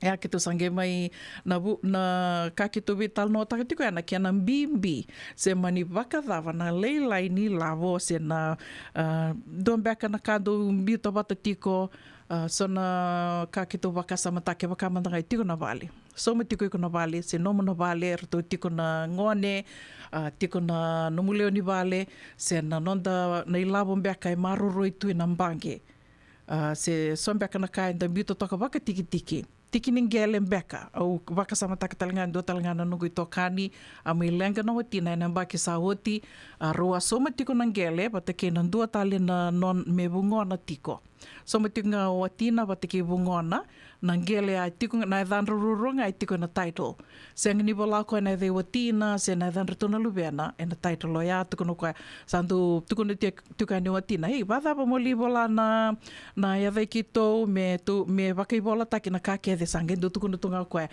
komandani lo malenga takngori do tal levi tal no ya tuku ni ve watina oi ko ava ngai val ni kuro kuni o bosa mi ke en kena sabi tal no te kitiko na kena na wasi ni labo yo na kanga obi tuku ni tikongo se mani vakadava na lelai ni nomui bota e na duambeka na kado biuta bata toka baka matabu vale na ilavo e ava matanga na FNPF se ke waka na unit trust na Fijian Holdings sombeka weekend to maruri lavo tikia e wakadavo sa tupana tiko sa ambita tiko na tuba e tiko na nomo waka nanu ni nandua na singa na kadhivi na nomumbula au siang mandanga ni tuku ni tiko ngo ni na kadhivi kosa na nomumbula e balete ni toki la kede e na kadhivi kede na ndotombula na ndona singa e wakadavo to sa waka matata taka kede to na ka me balete to na mbula tiko mai who knows o diso tibe kenta to se o diso tibe to na ngone se na tiko na ngone ya se na tiko mbeko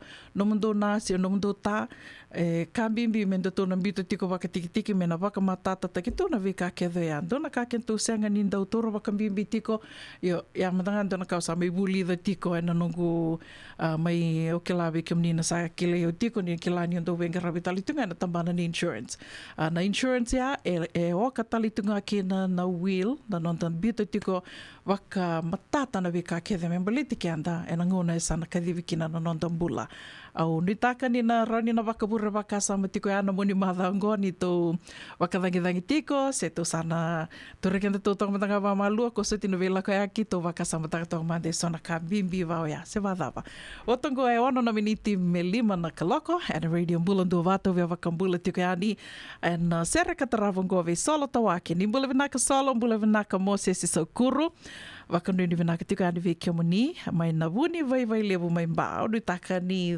munre vinaka tu na vuni vai levu mai mbao wakandu ni vinaka tiko ani ve kiomuni wakatel nga kina ve kopa thank you Kopa for tuning in from Mombasa, Kenya. Thank you. Please share our page. This is a Fijian radio station here in San Francisco, in case you're not sure what this is. Thank you for tuning in. Bula vinaka sendi na isaro, waka nuni vinaka tikani veke mdou, wakatanga kina vi mama, waka nuni vinaka tikani, na nama kitiko nandor na me vetal noe na loma ni vida na miniti mai ongo, waka mbula talitunga ve Amy, sau leather vinaka waka lewa na sema tiku mai Amy, ke mdou ke desar na sema tiku ngori mai buni sea, waka nuni vinaka tikani veke mdou, mai vanua, wakatanga kina ve Meti Roko. Bula vinaka mai nambitu toka. Isa, vinaka vai lewa na sema tiku mai veke mdou na turanga na marama nei tā. Wakambula tiko ve Pasepa, ke Josh, ke is it Bubble in California? Go ngā o Methi Roko, ke kimdo ke desara na matabu wale na nene levu, mai na koro na bitu toka tai levu. Ndombula vinaka. Wakanuni vinaka talitungani ve Silio Noka, ke Emilen, rombula vinaka. Wakanuni vinaka talitungani ve kimdo ke desara na sema tiko ngori mai Fairfield, ke kimdo mai Australia, o ni taka ni ndombula vinaka tiko. Ve kimni ke desara na venga ravi tiko, se venga na vano ni venga ravi tiko kina ena kavi ni kua, o ni taka, ninda na venga ravi tiko, ena matan rende. Goes a long way.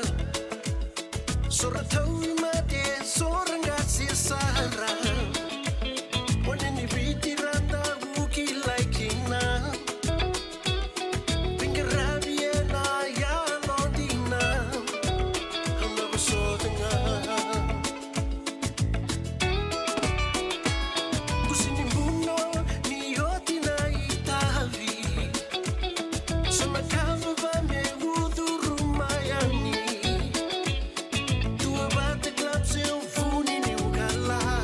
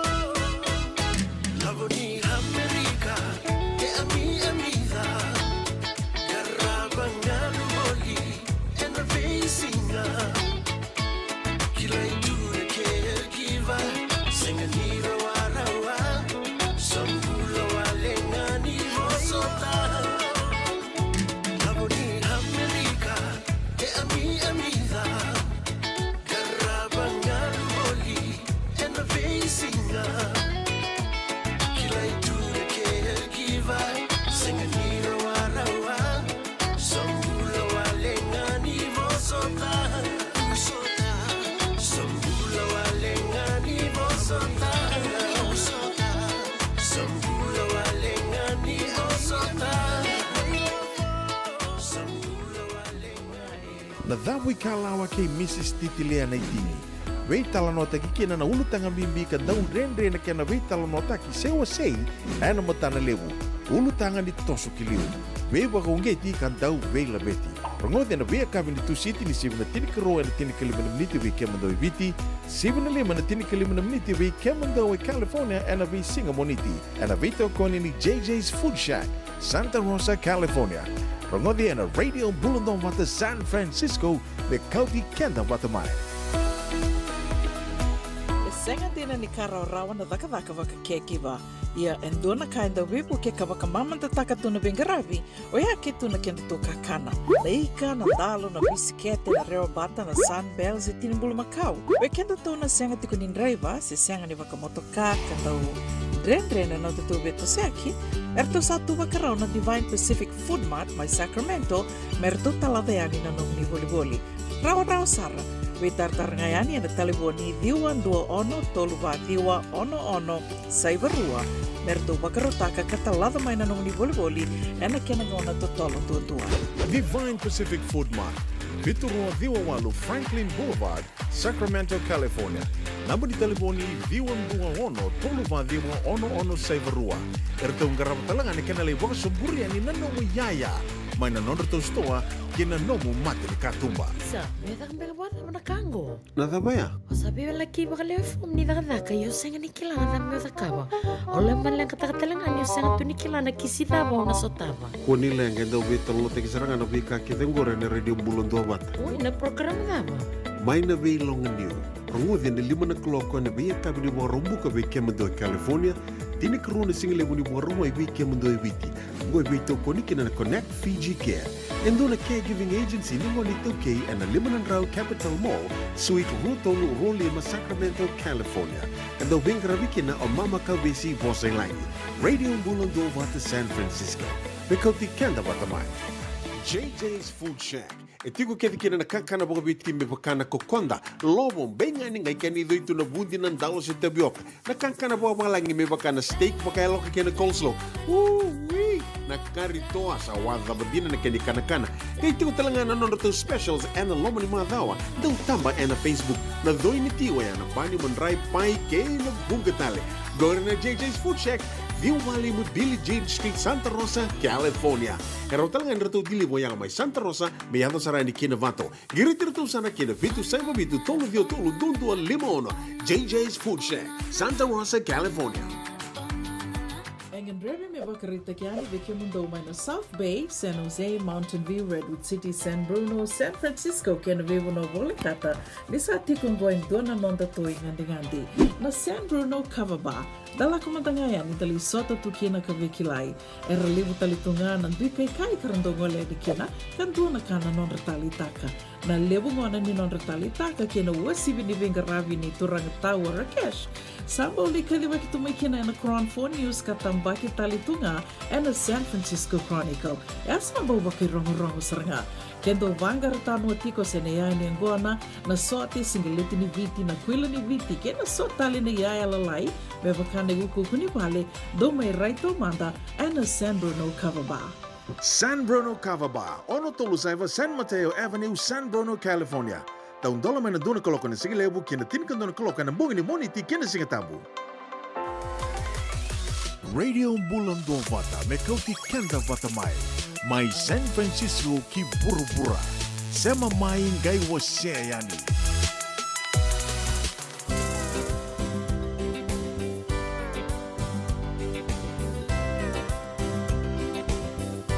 Além de navegar, mondaru, mas só tabata. Awasenga ni tanra, minayado mendua na buana. Como asereki mai, sengante meruana madawa. Metabuki na utoku, inaitobo ni nondaru daulasa.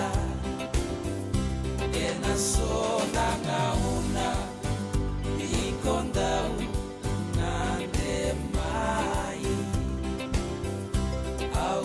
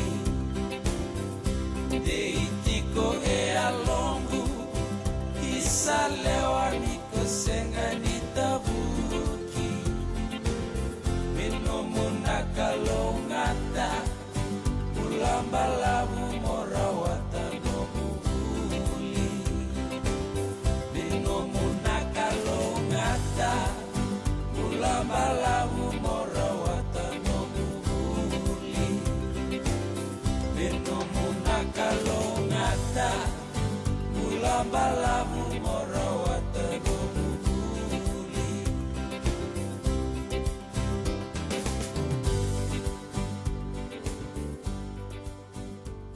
Turun rao iruna chikorawi ke ni sandren re mai. Nazaka baka to donu ina the agency lili bertunggu. Satu yang tako orang sarlu mai naman agency. Me buke ya. Ni borro tigongo kena programu warotaki maina bay longa new kena Connect Fiji Care. Ena bengarabi na Mama Kaubesi and a radio bulan do mata San Francisco. Bekauti kanda batamai.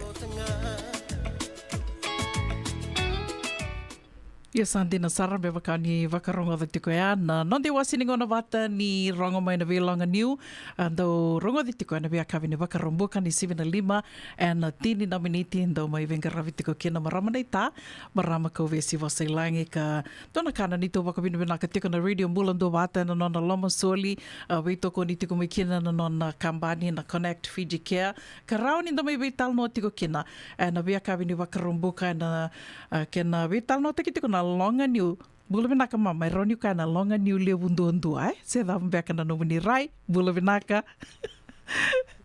una sa dentro ringi vistar tali na wata-watango dina sara ya tomani longa niu longa niu gang kita ketok na longa niu na besinga santa domingo na singa barumbuka sa biso mo manda na tangan niu menta sa vadingu. Dengu mando ke da to rto tomana talani na dala ni orto na dengu tu na madao go se vadava. Na besau Yandra. So Yandra. Bula mama o ke la ni rana na nama ki tiku mai ira kara sema tiku mai ser ndo sema tiku mai bakatang laki no irna kendo le rongo da tiko na nonda to programo kera ninge bakam bula mandanga be ira so tal bengaira senga ni turi ke mni bina katiko kera ni bambula tal mandanga be ira kera bakam madala teki ke mni tal mandanga ayo marama Lucia marama waselangi o manile ni mundu koromelo mai biti o wasi berata wailewu tok ngangori no sori wana matanggal na yabu sa natakala o ya o ngonin don na mata bubali ke tole 5 susu tunga mai viti o ngai ngole chiku memeri ke ngono sa biubuliki na high school e o vai tiko ngoi West Sacramento chico ngango i West Sacramento sabe o chingo e walum bek na mbaki no chiki Sacramento e sa o chitongo e ros ngo kalimu na mbaki no chiko ngana bono libungo America e ona na lube ke rau e tolo ra elementary school e tolo sa high school tiko totoka wakoti ono na ngone Didi mina ka tingo na bisinisi ia na kai totoka tiko kina na bisinisi ongo ni ramai baka dhaka taki tiko kina o ira sarangana nonda. Ia na kai tali tiko kina na Connect Fiji Care ka wakatanga kina o ira talinga vida tali tinga mama na agencies ni caregiving kara e tau kiana tali tinga na ngoni tau ke ka sama i didi mina ka tali tinga e na vuno livungo ia ando na ka e rau ninda wako bina ka tiko kina ni sama i tos na ronda ka sa toso ni toki sa toso na kai viti ana nonda ngole mai nda mai sa sanga tiko ana bonua levongo mama ndo beka na ka ni vewa sia au ke la ni berni dor taraya ni na nonda rulu tanga ni kua me baka na nonda rovital no tika me toma ninga na nonda rovital no mai ki tupe ana ma dau sawatia Beko una oi o simbara chuni bambula warara bambula di bikin turun pertama na leni i matin ko bina ko viti sanda tu viti ka ba mimbi o kenda na satu tal tengah na bese buru-buru bambula ba karara ba chicken bikin ni nangase nangone beire me nanungu koro no chicken nangona randole ronga da kina nanungu koro una siang ni catch kina na wifi siang catch kina na digi batana voda era tombale sarma tal na koro merengeli sa tabu kina claro do save tak na video o bambula chicken nungu koro mai mundo rawa bakadaba iyo taker chicken berto na digital ke era nerto booster to kana nito dona antena levu mimbi ka transmitter ko tanto kana tombale rada ka chicken besi na bangara ka reception Makasaranga ure da nira sana tombale tu ani na vito kay tu asara geli tor tawangon on talboni na ba una ni to mina koro buri bago ore sa wang to kami bango me wai ngomi be ngoni sanji na mat sar tu me bango wai mera bangra reception teni wai tu Isa. Dona singa. Oia, dona numa tu au ni viti tau doko sa tau ia ke tu ani na wifi sa rau ni ra de vitar tar tu bango de vital no tu ia sange kilati con go ni tu se ratu boti con na turanga ni ta na maramanita mai mundu Iya, kita sawawatok nga, kita sawarong tok. Vinaka. Yan na ulo tangi tiko sa nausto ni vital no tiko na nanda program goa na viva karumbuka o yan na kaya may wasito nga wasito tiko vital no tiko na vika and la kuduruma and buturara ni vingarabi sen caregiving kan roa tarati ko na madao sawati na odam beka and do tara kenda na do vingarabi se ratu na tiko na stress kena vika rauninda vakava me rauninda na vakamama da taka tiko bekina na idola ya se sonaka rauni tona vakaitavi te kenda to beka kina vakana wuli me to kila dangoni saladava roni tona walia kina na lenga ya se me tona sotava kina na ngangandre beka e tiko e bono ni daka mama Iyo, nani rogitam no chiki tupia na madasao chi una dona subject e kuta vaki chiko mo tupia ngona caregiver stress caregiver burnout saya tu chiko weekend ke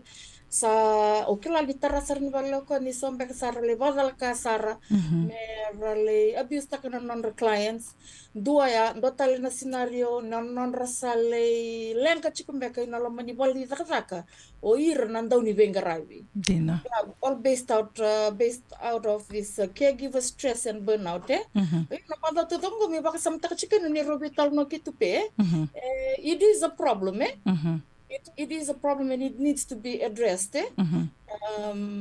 Me baka kirobital no takachik na madasa o tisalib na ka sa nalawa itu me balata na kenangarabi endo na tamata endo me ngarabi chiko talenga nalawa e bauda ko endo vingarabi ele weekend se senga chiko nikila nanduindui ni sena kenan bim beka nalawa isa chiko ngo ko baka bunun beka nanda me maruru kina na bulai iyo kero lang jam sarani balila ibet kitu pe yo mbak sam taka chiko ele busar nganaka yo kenda na kai biti o kenda na kai yanu me na Pacifica we are communal people iyo we belong in communities na nanda we korkoro and we have kila baka nangonan talak me kini ke uno iko na we kila baka we feel isolated tamani nangonan talay taka kina isong tu mentalay tu patikir na non the client 24 hours a day kila baka mesal Wasati o mama obia vaduru mangani waktu tolimber ni tosana no ni waka madala obia waka bimbi takatalitunga ke kiro vital no tingo regardless vitalia tiko no mo pepa se senga ni tiko no mo pepa e tiko na no mundondono ya au bina kata saranga me dana kila ke tiko bikamni na siama tiko mai viti o kila ni ratiko ani sona weka rasa mi bingra vitiko na tambanango i Amerika ka raun yoni nangai bakan dio takatiko mai balet kiro kila talenga ni libu na wasoso ke senga ni randorongo dara mai na vital nongo raun ni ngai bakan dio takavira tiko na pepa se senga e tiko kede na nonton tondono vinaka mama Iya, cukai tu nonton dulu baka teman-teman tengah. Ocha sangai cukai nonton dulu baka taka-taka. Sangai cukai na lebih matanggal nundu itu weekend dan nanti sama itu nunggu Teman nonton baka tapa-tapa, da ciko, da itu teltungan alawe bau weekend. Kuasar nindo ya mol-mol mungkin mena numa. Yang tu na bebu ke tu membeli ciko Dina. Ya baka nindo rubital otak ciko unana caregiver burnout and we are a communal people na non dai to nimbula baka ito okay wala man dai ko na ngono matini ngono me living kina mo living wala man da mo masantak baka masantak man no mungalili you know what was your first initial Matai mandangani mala no kutak tungana tangi. Ya, no kutak tungana tangi. O tinga ngarabi tinga buinungan de ulak na rumo li tangi tu. Ya, do mandangana kani ko iko sambi tuani na nomu matubu bale, bito tuani na nomu banua, na nomu takataka na vika kede. Esa o sudu mi kina matou viko na visinga mo ge mbita ke tuani a onge lako mai. Onge lako mai a Sanga ni o lako mai waka ngande, i ko lako mai onge mai so tawa indua na dhaka waka mbimbi be ke tona, sanga tumandanga ni nasi, se indua na matangali wuli vai a ki tō ki la tumibiti, mo ngai mai dhaka ongo e. Ko ngai au dhuru ngai ani na wano nungu mateni dhaka au bia dhuru tale mo sabon to talo anga buka mo lista libiti. Ka ngā sangai tūreo toka i kia niu ki la e ndua tiko nei naki ni nungu lako mai ha.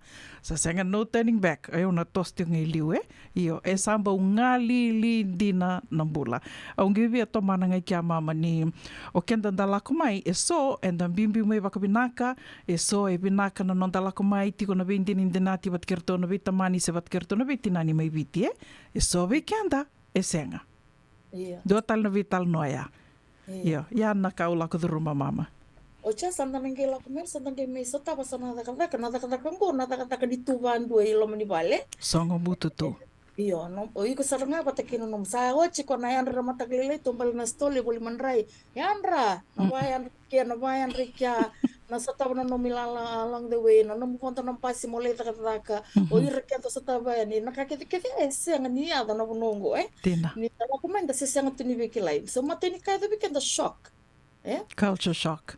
Iyo, tamani shock. Iyo, culture shock, just the shock, the loneliness of na matagal taka kenda sa may takawa. Ko ngone ako tugun chikon ko mo teko bumiki na stress caregiver burnout. As we go along, di na ninda sa may adapt wana bula ni ngarabi. E chiko nga na nomo klani sa kay kuna iyo ngalili. It becomes monotonous Sa basic nga na nomo takawa doto nga na routine. Karo baka mbek na durimbure beke na durimbure saya nga may sangir na lali sa anduri sa takaba mena kandondo no matakaba takaba no minda bandaba sa ator sa no misel ni were sa leparin be batoka na mbule ke na mbule ni takaba ke giba ni sa to kana rutine no mungase sange takaba to ko na basic na kakita ba so onset caregiver stress caregiver burnout o warin to ko una caregiver stress and burnout is mental exhaustion, physical exhaustion, emotional exhaustion. Kala? Na kaya do manandon tamate benga rabitiko. Bambimbi ni senga chiko na nona outlet. Ko ngone ako kirobita no tak chike tupe na mata sa ochi. Nonda ebina ka mendando tur na nonda break Menda break. Menda moja baka bina ka tu na kena lawa. Menda tur na nonda break. Dak nga barota. Dak lima na singa. Off ro na singa. Kaya baka bimbi. Tur nga iba na singa. Off tol na singa dakat nga na lomani yawa iku kilake o sa tamba nga stoka orang ni dakat nga na walu na yawa dakat nga na kaya roti ko mo evaluate dakat na numumbula na we mate tuwe ko na numulelore balimbula mo sanggay dakat sinto iba ko iko na dakat kike na kila na dabongor na what's the cut of age ni non dakat kike is about 70 On sa vulkavito?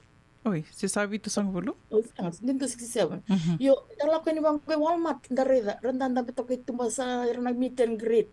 So kana tukay, so kana rabambula sartunga reda tun da durren da durme tu basando to na taka. Men ka bang na kay baka ruchken dai. Kome ko kinani ada na burnout. Dina. Yo. Ko baka ni baka samta chiku ni warung ato na numuni dela ko chiku na radio bulan to bata.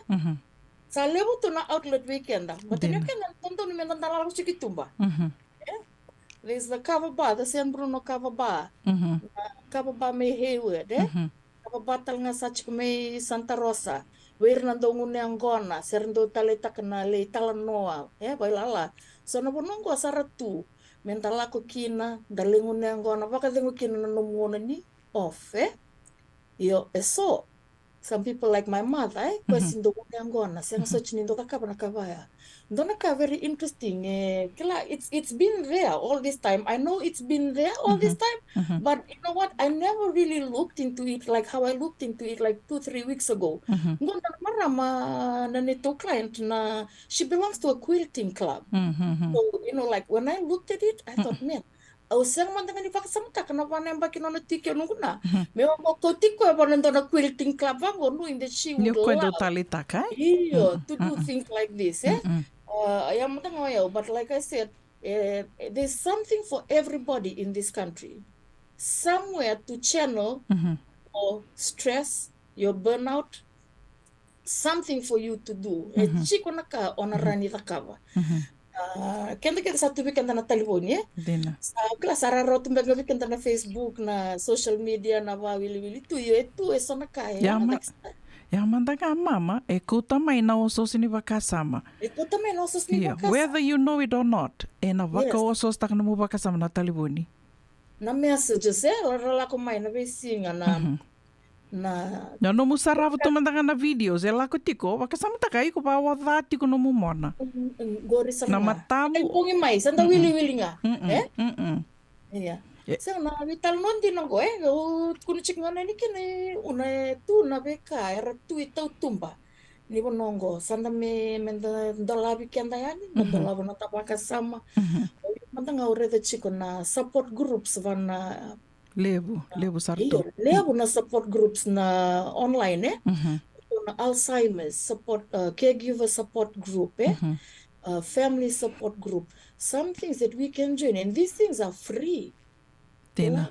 Kami raka tu na kalasingo erasa duri binaktura structure takitu baka binaka era itu na bebu ke lulu kere at a certain time you know so ngona ngore da manda sana kavaya kela ena rani bebu ke sarbiko na no musetak na time go 45 minutes nga mana buli kini sana ka how to deal with your own stress not even dealing with the clients not even dealing with Alzheimer's not even learning all that you yourself na no mo wakarota kiko mo morani ngaraba kinendu meroni toso daki kino mo wakatangin dengan dini bengarabi wa bengarabi tikinen do talanga kama mau au be wasiani so erangole mai sama i lakuna daka tiku yana nonra daka vaka manda na companionship o tia do taro ya ni do liwundu tarongiro senga nungo daka sini daka oda o koe kiro ngo companion sartunga o tia sarange ndingi taka tu mersa vitu sartunga na singa na daka kia o sange do tukuna tungani o reda na numa tiko dina ni companionship iko tukuna tingur na vitu na singa io kila na daba na ngoni ko mode kina na no mungabo ko boka iseng ni mode mbalete io on work mode na no mungabo ko boka tukun tiku biko iko daka tiko italia mandanga iko na no iko companion iko kila niko companion tunga robi tokani tunga na bisinga senga ni liu na kai lavaki na buku ni no mgarabo no mitai daka io na no mona niko na mode na bongi ko na senga ni mode bina kami bakatuto batataki na no mo break just walk lako saranga mo bakadangi saranga na rua na singa sentu mandanga na singa na bi madawai just get out o kama nda una kenda rumo ndo salibin ruai dorsa daka cindor salibin en pintu to kan mode bal ni daka pintu to me mode vale tamani indui mode vale lutu bina saranga no mu yan ramai na no mu buke sinre na kaloko se dawo yana no mu daka to ko no I wal daka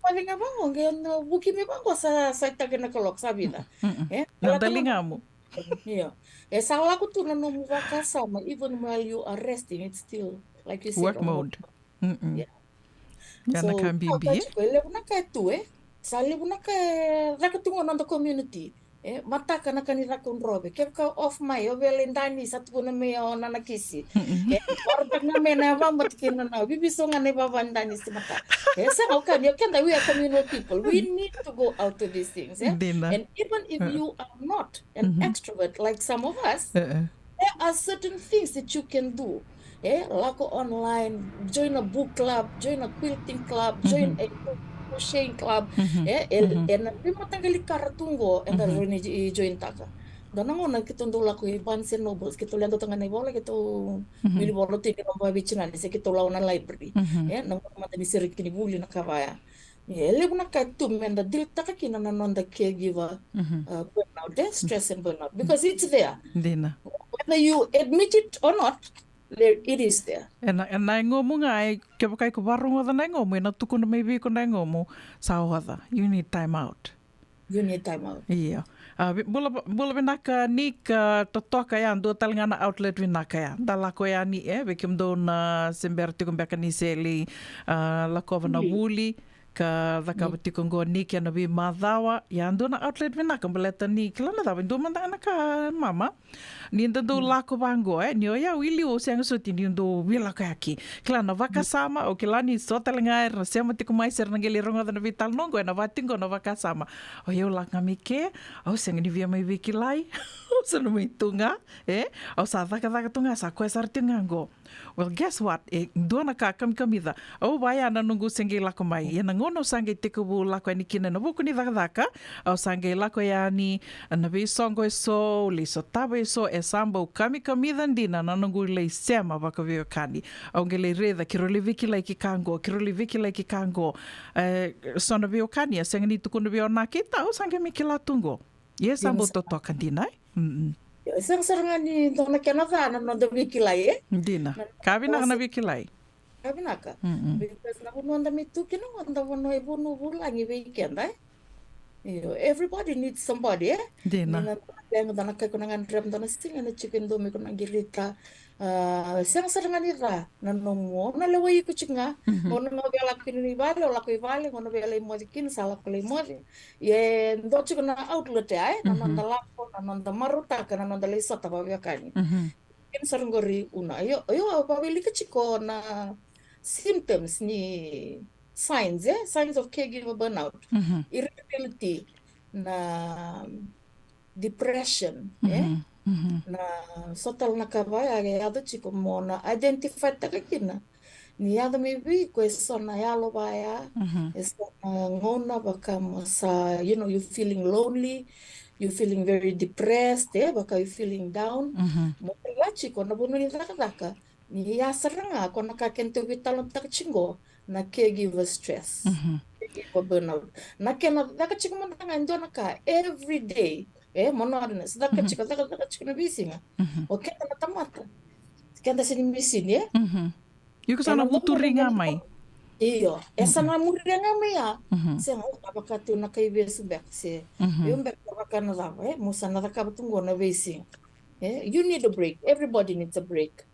Wakasama takamama ni na irritability koya ona kila badaba dona ka yo ndo wakasama ndo wa matangango ke wakausa kila ni ndo e bosa mai kila mendo e tukuna mai dona ka mandi ko bosti ko verto i vale ni retonga tukuna ngame bango dona ka ko sao donra saranga yani kila sa donra yani no mo bosa se ka me ombuini ngone mantangai kon garabotiko se tutu i kon garabotiko ni dona kalilengi tukuna mai ko sa snap o sa o bosa donra yani ya saranga i ko sa dondo no mo yandrava ni sa ngono ya mo bangarai dua me lako mai me mengarabi tutu se ngarabi bumbu ui como sabang alala manda baklilai lako mandangan dona singa rona singa nei labo kwak sama ngabango nei labo na tunga whether you go or not nei labo na tunga whether you go or not na bills na lak ngamai na non tambula en tuanga Zara una.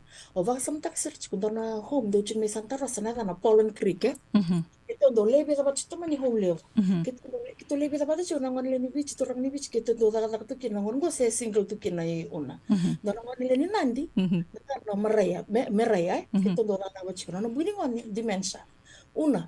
Na no buni ngon sa ka vivi ko to na 20 minutes. Maria. Sana ko dormi ni cerita kita apa salah tu kan Maria so me pasi mo Maria me kita sabar li kita kada di Maria sama Maria saya ngomong cik orang di mati cik ko Ombo ni ngani satu orang cuma meno ni kau sanggarabi tiko. Oh iko mena bagai ko sanggarabi talanga. Mo garo na sa cuma na taka lagu cinggo. Ko ngani ani ke kami ka ko sa ni kito se bitan mo nag sarto ko ke Maria sakati mo Maria sakati mo Maria. Sa na pa sa Maria. Ya no salía na stress Agora binagachiki dimentando la capa na kalasi Dina muria tava garida na lawa tava garida sana kamenta da cava sana nguna que baka ko taka 4 days a week Itu sana frontin nga off because that's your schedule So you have to find some immediate chiko sana long term stress relief baka ngono off kino sangela ko itumba Itu tanto sana kay kuno rin ka right there and then You can take a 5 minutes break and breathe, come back in, O baka sama taka mama ruana buiningo don garabti ko ruana buiningo ni vengo Greenbrae high maintenance rurua o tali taka na taka bat kirau ya sabanga ya o sambu wakilandi na sara nungu ada birona buiningo ningo durunga na mataka I'm on my feet all day Au nge redo te au ke au saya babala tu setu sambulambula tiko kina sange ada mai nangono ba kamera sa tiko buta kuro mai ro na buini ngone ngoe eu saba kila talanga dio saba ka undo ya lo kata satu tolo mai na non rubo sa mai kinungu saba bos talanga ni awe ikia au sa kila kina ki ngo sa unhealthy o sa kila sa senga ni bina kango nakanga sange ndo da kabe ni kila o ro tu bina ka tu kila na baka sama ngai sara ngasi mai fasi vaya o kila rona senga ni lutu rona senga ni tombala ngai tumba rosakana oti rosetu nakanga usange do dakabaya biti ro bina ksartonga ni sa tumbu dito tumbu na kata ni ro hard head rurua o sange do biti ro bina ksartonga lokana katumba ndreva sombu na shopping center toke raya ina banea o sange do li tumba le sartonga kya o tumba le tu kya me do saranga ni kila ni sa ya lo binaka o sange la ka kitalo ngela kania sa bina katal tu ni to vital no kon short term stress relief vaya don menda da kaba Iya, eu mantanga. Okay, libo na kanta takaba, do suka mana abang go bondang basikeli bondang basikeli tu batikir na lube ang go seki malaka na pak. Ito na tamani badeng uli ni baka sama ya. Bikin tanan nanda dilta kira chiko na nanggasin tanggarabi retiko. Karon binak talaga nandang bula. Ningaw na nga sa akademikin nanggasi ko sa kilanik sabi buko chiki no munga bako bako na pasadabi naka. Kila sa chinga ya saranga na stress ko tingo.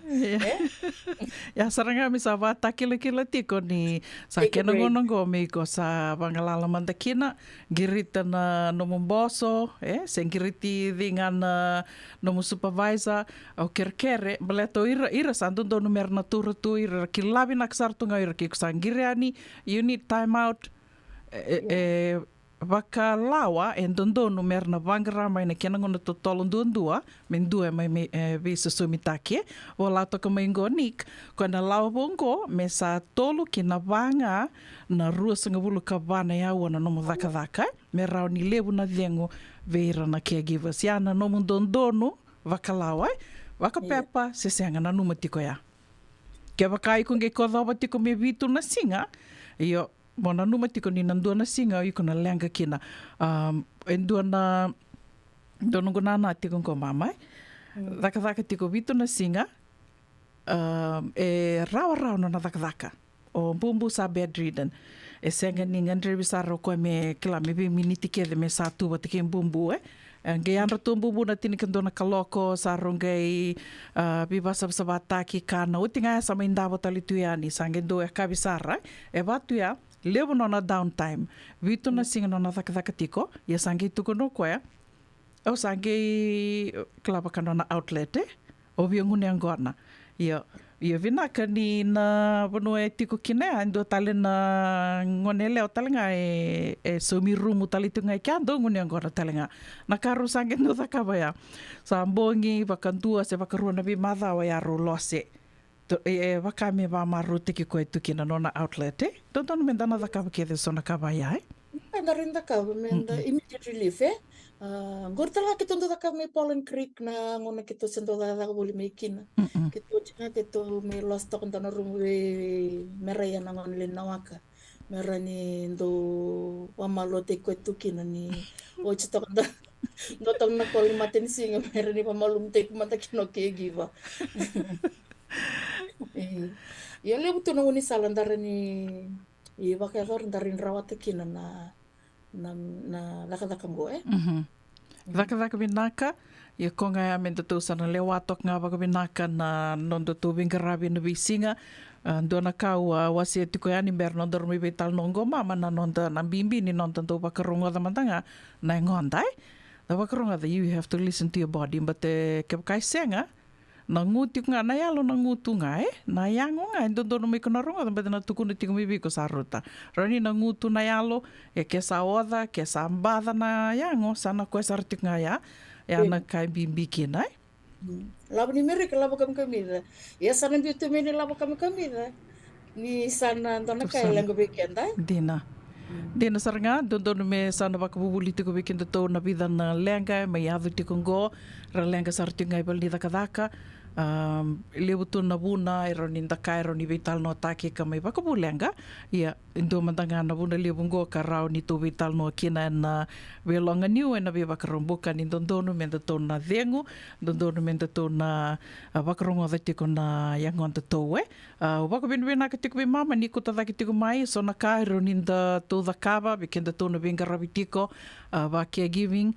lewa na kairo ni to da kava e do na ka talangango e ka bimbi me tiko na no mi tokani ke ro vital no tiko bat ke na do na no tokani na mada tingango na ke na bimbi me tiko na no mi tokani vinaka rani ro vital no io we can da talangana da sakilati ko ni da sabi tokani tiko na ka bimbi me da nando be maro ro tiko ko ni tal no nga me bango la ka sartiko na tal no ka bimbi ya to just talk so nango na iko o sao lakuduro matu nandre ni vengarabi o te asangi lakutal tumai nandre mi viti ke na ve katale ertu lakuduro matu ko mi viti sangai biu bate ke de mai ko ngaya e bimbi menda na tiko na non de tokani ro ninda vitala no ar vakarorong tu manga just that listening ear that you need every once in a while That's so true una kande na todo kongori dona ka krobito no taktal nga bali ke tupe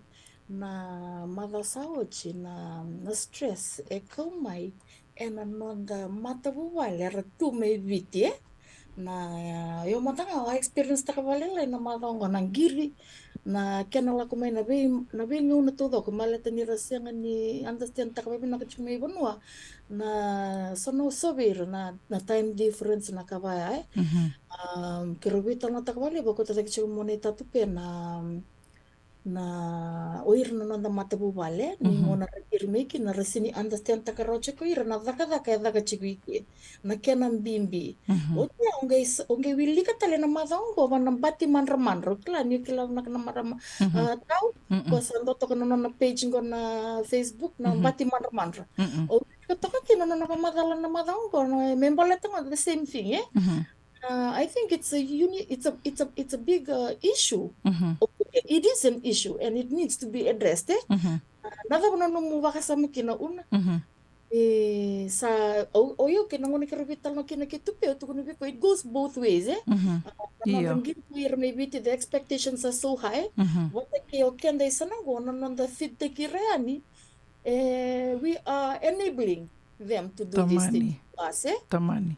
What do you think about that? We can deal with the caregiver stresses over here. Right. Yeah. This is a caregiver stress too. It's a big one. Yeah. We can go to classes over here. We can educate ourselves on the different illnesses and how to deal with our clients, how to take care of ourselves.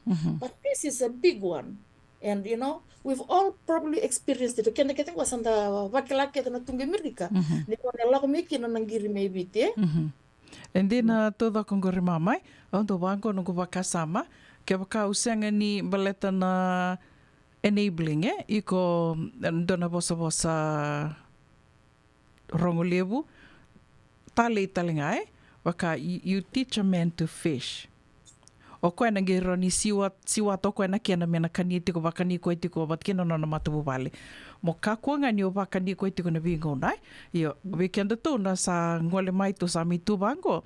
E sona ngona baka sa vanga ya sa rau tunga mera kerker nga mai tu sa wako tani labo io e tu senga tiku ni kilani o kento tau lei baka rau taka tiku vira se tu baka tabuli dira tiku na mbula e senga ni binaka na mbula ni kerker mbula ni baka raravi sana lako tinga uira sana matau tiku vira ya mera kerker baka raravi tiku mai na vingona kento tu Obi tu kona sarangani ko we are not helping them. To senga ni buke ira to senga tala ni buke kenta to. Bale to kento nga to na mai wada tu kena or to na limbula marau tu kena rir to sara kilatiko. Wakar vi madawa nga ongiri wakomena ilabo. Abasar tu nga ya na tarun don meto na tarun kento to tikinango e wakadava ke wakai sana yadavi ko dona lenga iko sana lenga ke gai senga no mudakadaka senga ni labo sana gai davo tu o lenga iko tu lenga talanga me biti e ndo mandanga na wakadengu levu me iko kilani o iko lenga ke yor tu me biti yor tu setu balatani iko sawa katawuli dirto io o sawa katawuli dirto o bukirto tiko merto self-reliant merto ro ninga rabirto nga wakatekirto yanto na malumalu levo kilani tiko we kenda to sa kiro vital notel nga kina na da kalawa ke Mrs. Neitini ni so we kenda to sa mai dakaba tunga ni na kaya sa waka to sa wako ilavu tunga baleta nondo to the guilty conscience ni to bitir to mai na ngone se mbiuto mai kala especially the kids na nondo to guilty conscience ni rambutia ni nangone to sange mai tuike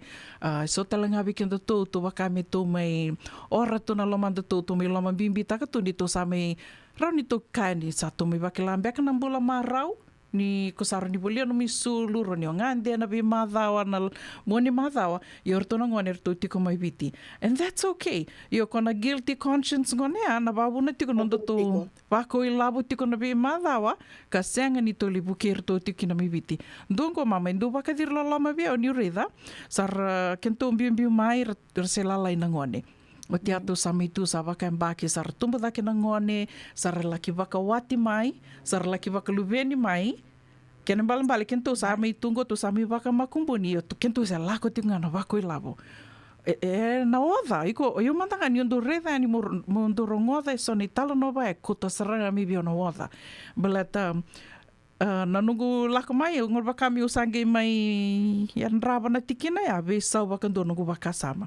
O sange tu na senga kemdo do daka taki kemdo na dava unge do tarong na dava tu keri rawa nindo dakava mero nindo rawa ilabu kina no buke kemdo yani to start up a business or something kemdo mundo na ge vive bakatiko na kena ge tosa vinaka se senga ya sange no mundo kenda ndange vivu kitunga yani te vivu kitungani okela no to malmalum baka ya Iyo, kanin to ngor una. Oyo betal no taka benda ni tala no Go bisa batana baki sauti. Kabi de chikin ngwan kerong gele daka bato kinta na marama nando na daka. O kerong garaba na couple Iyo. Na marama goi una. Ni satur na keni sa nando na madawa. Boleh kani baku te keda na keni sa wibiti. O sangen dolo mana. Engendo na daka boli na ngunti.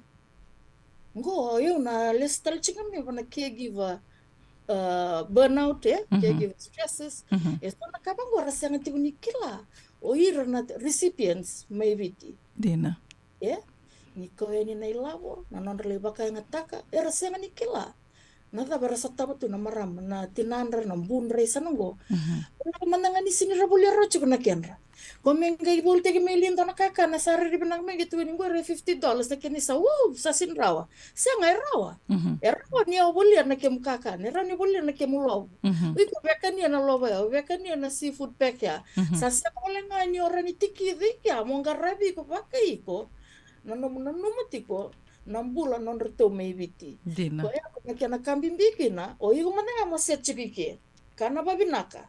Mo de babinaka rong ko baka bitun cingor una rong ada babinaka na ngom itu kan da sindina da da chinga da gaisa nga chikuni kana babinaka nandun minta nakana chik babinaka 3 meals a day 2 snacks na da da ka chikko mentara ni amra chikko na da to give our best you can't go from an empty cup dina vale na rest na nomu food intake na kakit kita bali chiko na nomu tumba na nomu mental health kakit kita ando dono me set chiko meron le kwani ado kina dona lenga na bono ni dakala dina mana o kai chikina maybe ti irna bulanga. Na senga ninto na mati ke kana sini kana nando na singa. Seke kai ko senga ni bako to no rotila no dona madawa. They'll be okay. Torta komanda kana mo budget ni no ke muka kana. Ko baka mole ko no eda una kona maoli mat na daba. Na ko pule na ke mu biscuit, li bule mena me musuto, me mu Milo, me toka ke mu rewa bata, ke mu talo, mbito na fridge, ke mu sausage ni bichi, ke mu lemnek, ke mu mbele. Stok ke tu mendengaya. Ocha ke apa ko terano bila bibici. Mbeta nengo no merto kana chuk mikini bici ko talanga. Ko iko fuel taka chikani na kake bibiti ko talanga kana chuk bibinaka. Bula chuk bibinaka. Totoka. Não muito manrechika na bisinga. Baka mo sanga ya kur talanga ni stress ya. Vaku e kutiu na kakana. Vina ko valevo mama da te ronga da mandan dona itukutuku mai vera na kambani karavito ko ditiko na radio bulan do vata di sawoto ga tini karona miniti me ona na kaloko. Isa, me da me bota na kango. Nada baya. Sabi wala ki baka le fum ni da ka yo senga ni kila na me da kaba. Ole man lang katatalanga ni senga tu ni kila na kisida ba na sotaba. Ko ni lenga do betalo te kisaranga no bika ke tengore na radio bulan do vata. Na program daba. Mai na vei longa niu. Rongovi na 5 na kloko na vei kabini wa rombu ka vei kemendo California. Tini karuna single wuni wa rombu vei kemendo viti. Ngoi vei to koni kina na Connect Fiji Care. Endo na caregiving agency ni ngoni to kei and na Limanan Rao Capital Mall, Suite Rutolu Rolima, Sacramento, California. Endo vengra wikina o mama ka vesi vosai langi. Radio bulan do vata San Francisco. Mikauti kenda vata mai. Doyan Robina ka naman raman na ita. Do samba di ba kusa-kusa iwe? Yandra na ita. Kita sili katalaw mande na Orange Lounge. Maleka. Gurasan ba di kata-kata pinakasartunga toboy simbang bakaw. Gay way dala tukin ng bata. Koe serengan kori. Sono ngono santa pinakat serengan na kenta kakana. Di na to zoko. Kaya kitusan ng berata ni baga singalebu, kitusan ng gali baga kabingaya ni kina. Na Orange Lounge, katalaw baga singalebu sa baga kabi, baraw tayo ito baga manggosang gay totoka na buno ni kana. May namenda to identity, kanay baga singalebu sa baga kabi, may baka na baga sakera, na sui, ikatabuteke, roro baga lolo, kay na vida tale. Giraraw mo kila na menu ni singoya, na Orange Lounge, tolo-tolong dua, Orange Street, Santa Rosa. Endo tala na tamang ni Vingarabi ni Divine Group of Companies. Dola man na walang kaloka na mataka, kina walang kaloka anambongi moniti kina singatambo na Orange Lounge. Tolo-tolong dua, Orange Street, Santa Rosa. Dendran beka nang wala ni kibal ni lote na buko ni oso-oso pakadada ka? Sendrakin-drakitan beka na itos-tos nimbula, kuha ni lenga sinuing gawa-gawa. Nana maki-mai kina programo waro taki. Mai vera tau na New Methodist Christian Fellowship USA. Nongu chisu, nongu banua. Rongo na bima manione na kabini buku lulu bei kemendo e California. Bima mani dua na singilewu ni lotu lewu bei kemendo e viti. And a radio bulan do wata San Francisco. Me kauti kanda wata mai. Ena muna ngau na nalevo ni nondon soso, enda sa sianga sarangan ni kila nada bumenda baka talau taka buka singilewu taka sa baka kapitang. Neka kuni lo malenga. Sa tipin dono munua, erau ni buka tingu ikimunyo. Waya na JJ's Food Shack, Santa Rosa, California. Na vei matanggali kaka na itibgina. Me baka na karikoa, waraisi. Na lobo, palusami, na buwaka, na kaiwa soso, na dala, na toa, na kukonda, bayangani ka ng gamure. Na kaka na buwa malang, me baka na steak, gay baka loka, tabio ka kena coleslaw, suruwa, tatni. Kailangan ko bata na kena pie, ng bani kay na manray. O yan, na JJ's Food Shack, Santa Rosa, California. Erau serangan no direct message virtual giringa kina bitu sai bitu tolo dio tolo do limono se onga wale serangan itu miku mena no mota ena dio maluma Billy Street oya e Santa Rosa, California. Erau talanga ni rutoli dilibata kan ne kemu katalo washing lebu sa wanga kabi ya mai Santa Rosa, Kinavato. JJ's Food Shack, Santa Rosa, California. Ana radio bulan do vata sa watongo idiono miniti me ono na kaloko mai malau sarti kuna nero vital noa ke marama na ita marama ko vesi voselangi senga na lenga bimbi tiko na ulutanga ke romai vital no tiko ni kinongo se vada va mama. Iyo bimbi dina. Kamida bimbi Dento na menda na barong at pinaksar na kay iba madal tikchiko mendar ni buki kenda mandanga ba kay kenda kina. Na yo uno baka sa mata ka may na nunggu maram matanggalyo o basi tirito ba Bula bina ka badidi. Okay la ni sema talita nga may neka biniko. Ondo tali takabali abuni ndo sando ngili chiko mendo le daka. Sando la kumaye nono tokana nono lori. Sala ko ilo male bambulo chibertuna ngase nakake baya. Sanga ndo terringko bala bai mata setchiko kon ko setchiko kem kakan bango ko set sartunga ngona kena kakan lo men nono but tubo pinna ke sartunga na kena balo na kena tevio ka chimbulo mo kau bisikete kakere. Sanga uke ko ngona kena nisa me septiko na inji nisa ngo Dina. Ko ando kakene tu sarmarama menta reda nakaba chukuna nakatakango nakaba ngara bir tal singa ba binaka bakere menta bakatata murira Dina.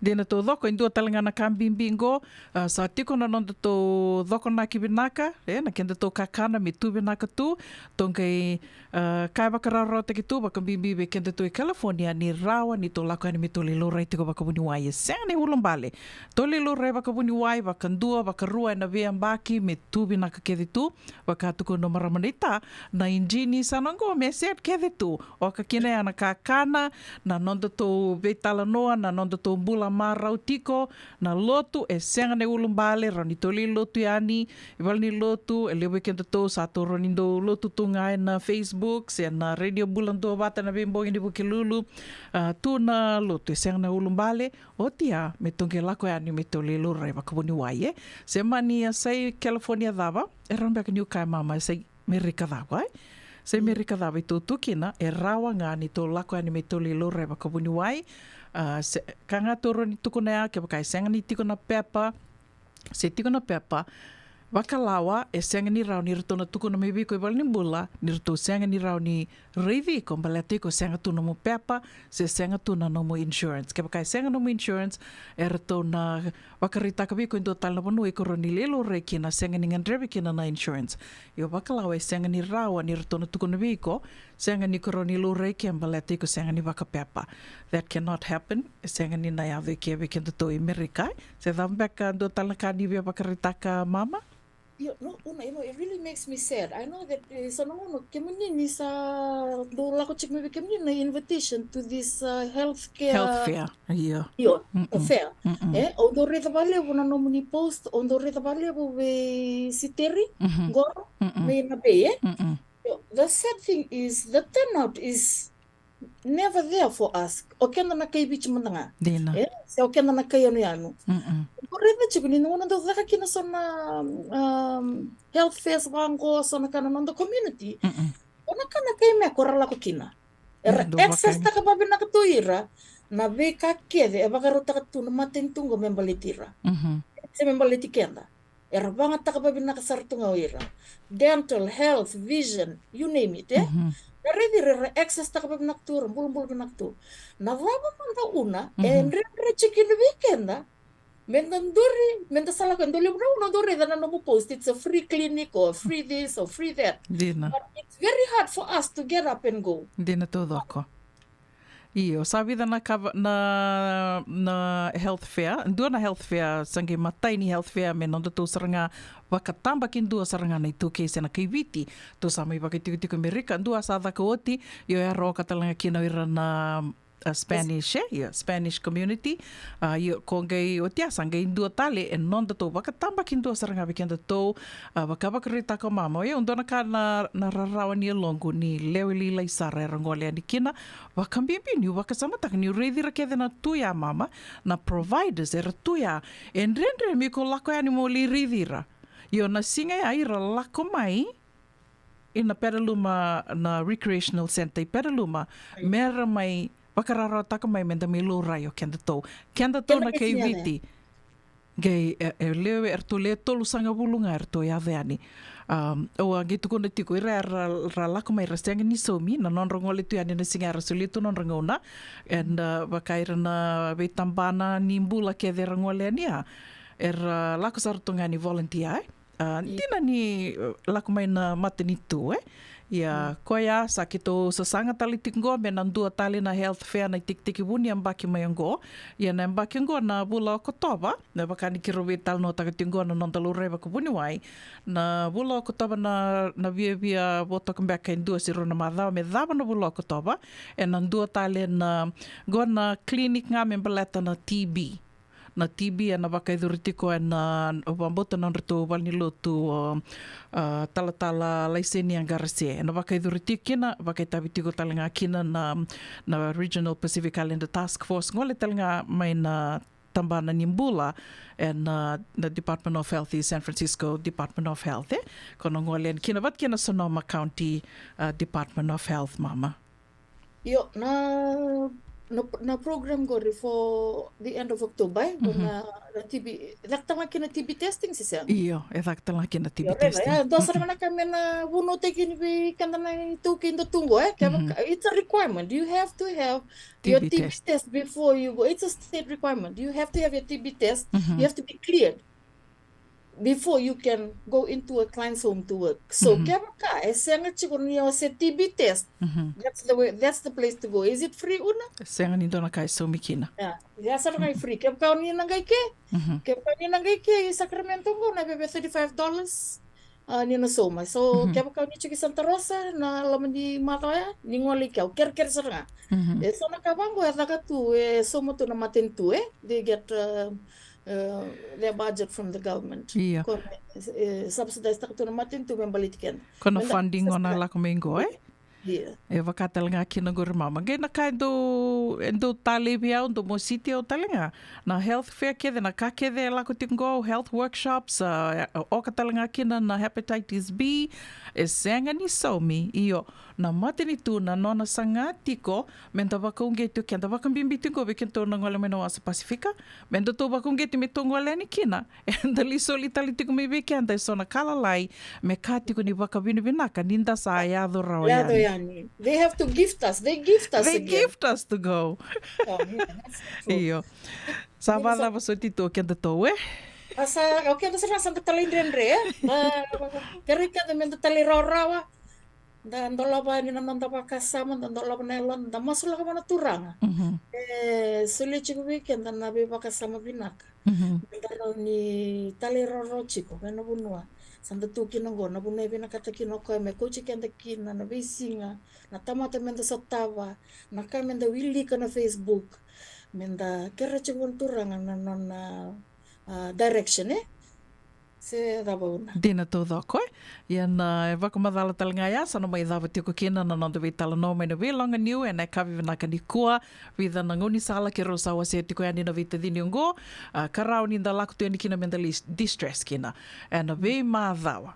Na lotu, nda laku yani na wei songo e so, Italia mandanga ke kai rabosa mlet sono ngona ndo tu non tu vakasa mai kai kila menda kuni lelo rai then nge la kona bosa so what iseng nindo e was tu me ai so mutiko no mombili ena mai onga ke kai kombada koya ngoa lako ani na songo lako ani na kavaba go sit down just have a good laugh Ota ke Sacramento buni niukala ndo avata ndo laga tal tukina ben ge bogi tal bango ni barombuka ni kombe kana bogi ni tabuki ni kwa na ndo avata club ndo ngoleani iyo ticket ni ndani rabol ticket tu ACS coming up $100 turu mendangan tanan rungor tana kola takika lakman to no bini bo benaka ndo no baba benaka ni danis orto me bicar to na sinima tukuna dona do tanga ngumara manita Undra manda baleta di bango ko kila yando talita kananda nisi yando live no job do stressful telinga tu no ko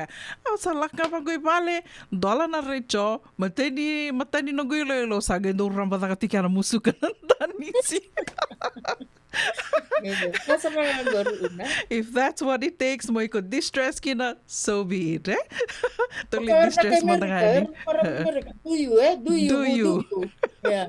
You do you, Yan na do you ya, kiro sa na may dapat talaga kina na wita dinunggoan na nonda itala no, may na vilonga niyo, dorong waditiko na via kavi ni Wakarumbuka, 7:05 na tini na miniti, wakavini vinakatiko ve mama, marama ko ve si Wasilangi, and Connect Fiji.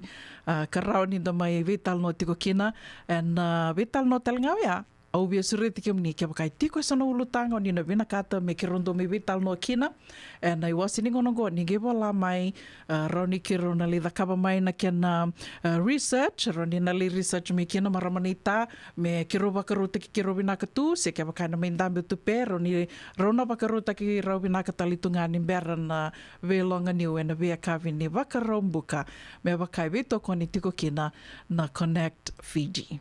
Turu rao iruna chikarawi ki ni sanren re mai na taka baka donu ina the agency lili bertunggu satu yang tako kurang sablu mai na agency me brukea Ni boro o tigongo kena programu warotaki mai na vei longa niu kena Connect Fiji Care. En bengarabi nei Mama Kauvesi en a radio bulan do mata San Francisco. Me kauti kenda bata mai. Ini Matthew, isa kuskusibe. Isa ni pula pinaka. O se vive mandongo kina maulimat. Ele taka kina endona nito pakataka kana lelai. Yo leu kutaka pakatotolo. Ni bernirto yave ani na bulangi. Oi, o dia bakasanga. Erto bakasanga telanga orato. Sarara saranga. Go enta so mangana kakana. Esen enta so manakena bakanya takina olo. Oi, okay. Nagsaraman da kilatiko. Maulimad, Valley Marulima, Montgomery Drive, Suite 2 and 3, Santa Rosa, California. Vetar tarasarani kina naba ni telefoni 125 saiba vitu tolu 5 vitu. Ene kena itugu matalalai. Toka, kombala kene dame. Wakati ringalala, sabsaba kangai waindonu na yangona ena San Bruno kababa. Nababa? Tukun telepon? Na San Bruno Kavaba, ningwali mai ni mai togole manda na ngandi kale busara. Ersama ibuan dina taga katala itaga na mangosa kaya na banga sakit ni bengarabi. Toka sarangan na lomondono di tao na San Bruno. Mula kata na San Bruno Bat Station kaya na rarana wanga bukulewo na San Francisco International Airport. Puno pinakatalangan di Waraki. Kendo may bitala biruto ng walibiti. Se do may bitaba ki biruto na sangay ngole may kimerke. San Bruno Kavaba. Ono tolu seva San Mateo Avenue, San Bruno, California. Dola na bay singa man doon na koloka na singilevu, kinatinikan doon na koloka na bongilevu. JJ's Food Shack. E tigo kedi kina nakakana boga bitki me bakana kokonda. Lobo benga ni ngai kani do itu na bundi nan dalo si tapioca. Nakakana boga langi me bakana steak baka loka kina coleslaw. Wee! Nakaritoa sa wadha badina na kani kana. Kay tigo talangana non to specials and lomo ni mga dawa. Daw tamba na Facebook. Na doy ni tiwa yan ang banyo mandray pai kay na bugatale. Go na JJ's Food Shack. View Valley mo Billie Jean Street, Santa Rosa, California.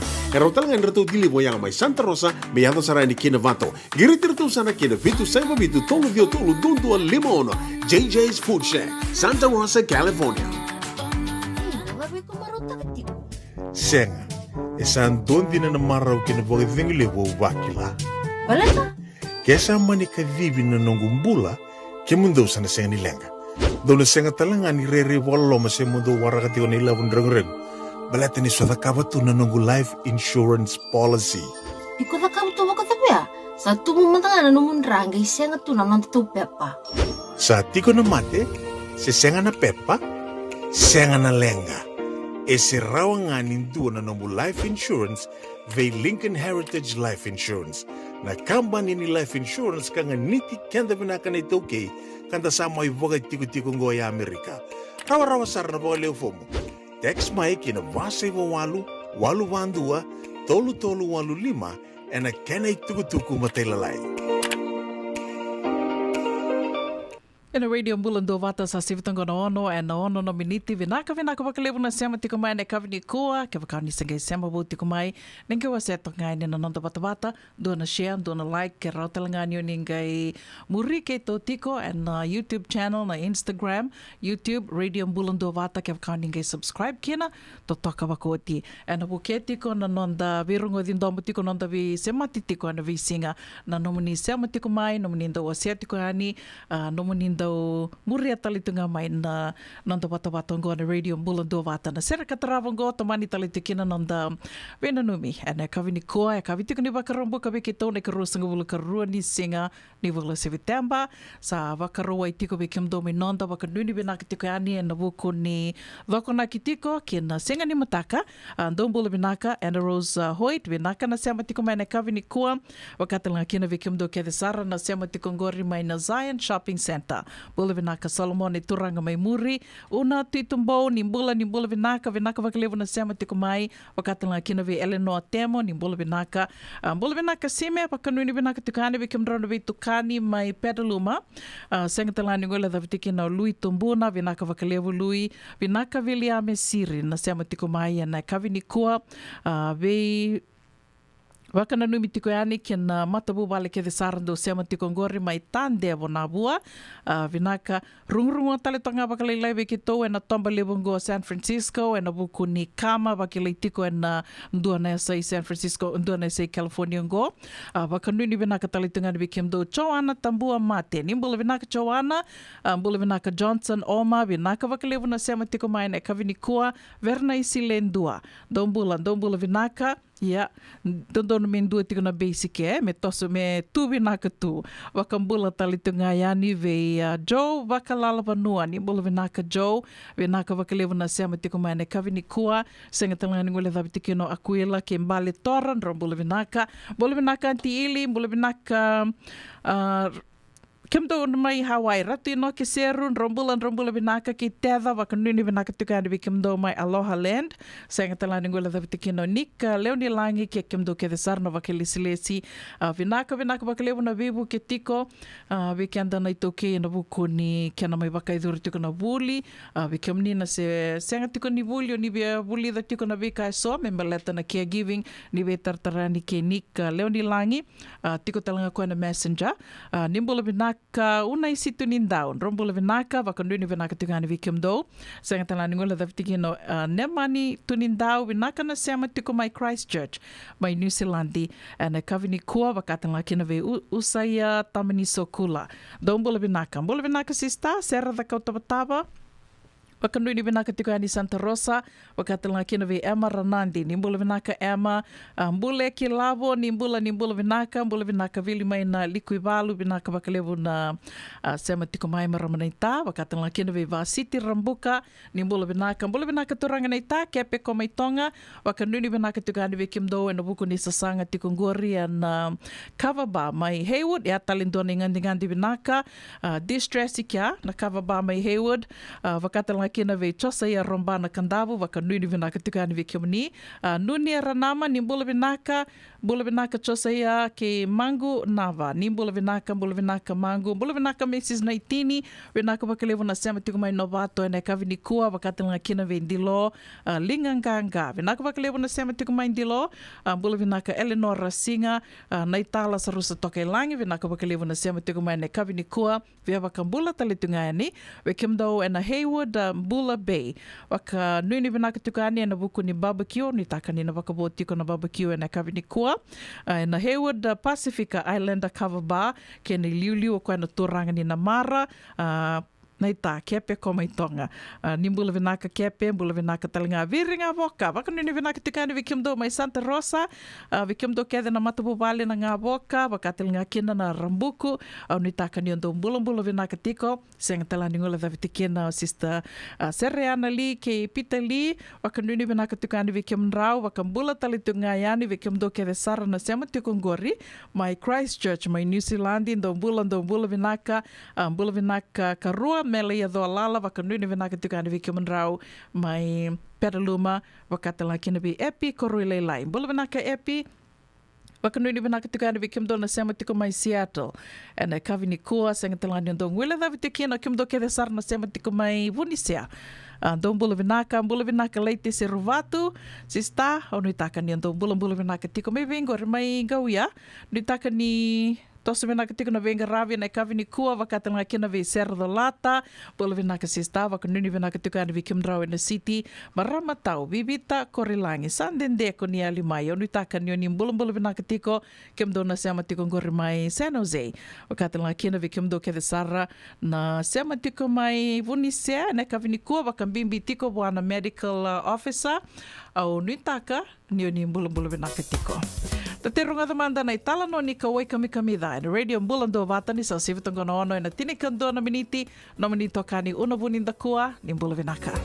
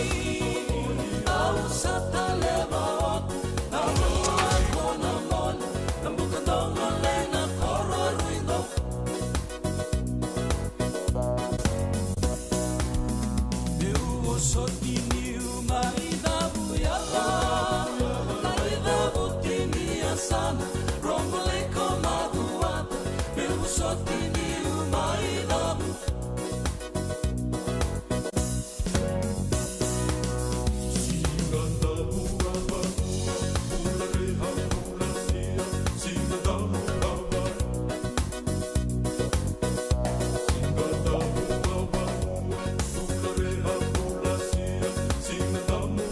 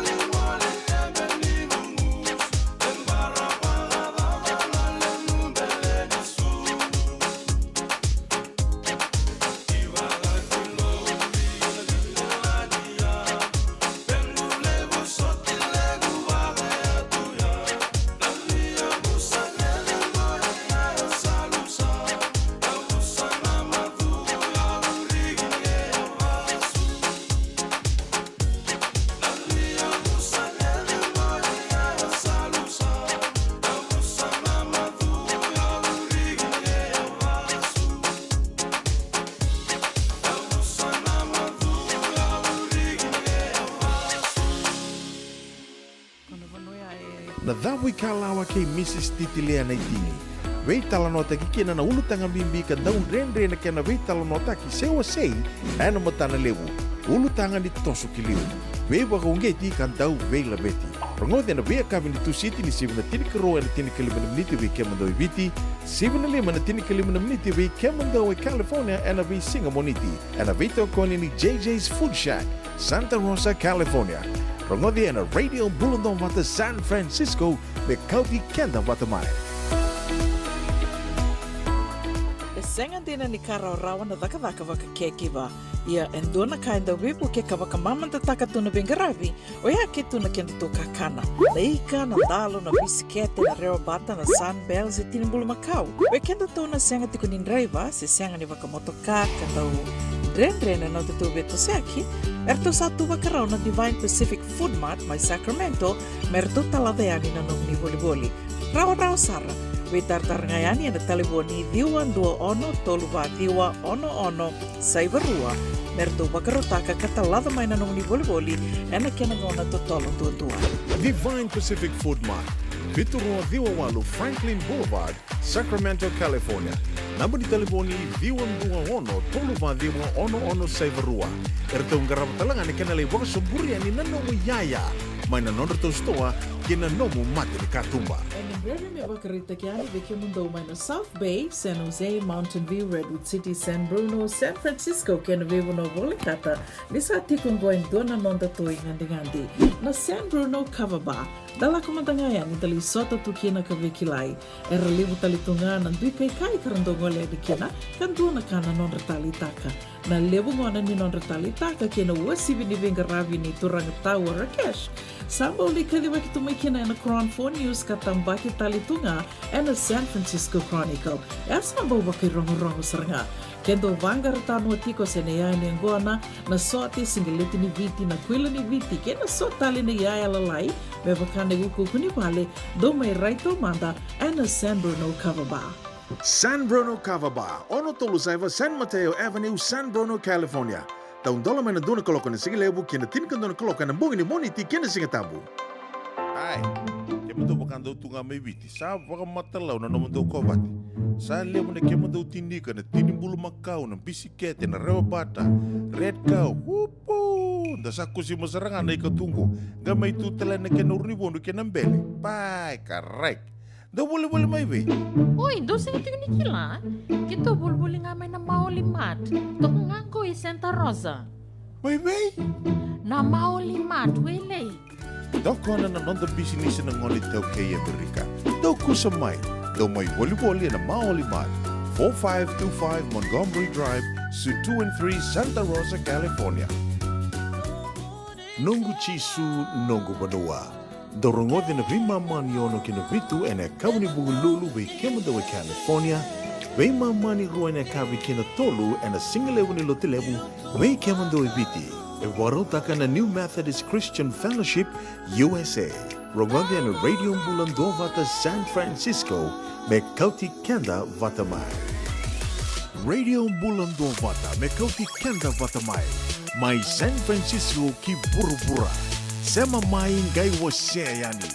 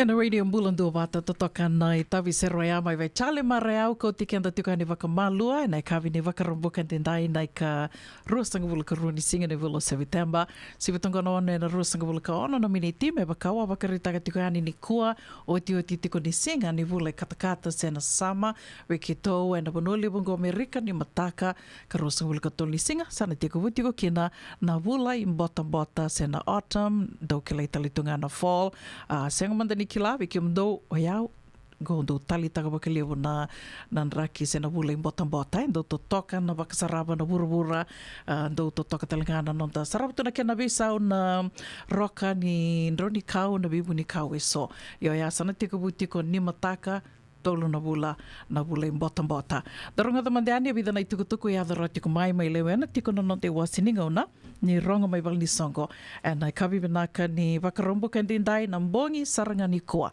bongi ni kua me wakaki roa mai vital no takatiko nia ke marama naita marama kovesi na lewa na vunu ero ninda lako ni kina distress vengo manda na dhaka vengo manda na vili ni to lako mandeani to le nganganji manda se vadava ni kua bongi saranga ni kua wakaidhoritiko kina na nonrito ngunu sende mai tabuki tiki no Tabuki, Kandavu, kana wakaidhoritiko e na Ndua Vata Club, mai Sacramento, e na 528 wawe. Kia mdona senga tiko ni sekila, na wanu e tiko kina na Ndua Vata Club, 5284 Fruit Ridge Road, Sacramento, teko butiko e na walu na kaloko, e na bongi ni kuangele ke dhawa tiko, e na tinikaro na kaloko, bongi levu, tona vai wakamaro teko kina nei lawa nei seru watuanga na wakatali tunga na no miduruduru ni tolu sanga bulu na $1 na ya sana li somi o tia sana ngai solitali tunga na ke mui waka kavi na ika wakalolo watikena kaveti na tavioka lamb curry and rice o ya na ngunu sente ka wakaidurutiko na Ndua Vata Club e na Wukundra to na turanga na marama mai Tabuki. Tukutuku katarawa go membalata tunga na singa ke the Kaunrabe. Singa ke the Kaunrabe na wakaidhuri talitunga ni mataka. Dola tiko na songo e na tini na kaloka na mataka.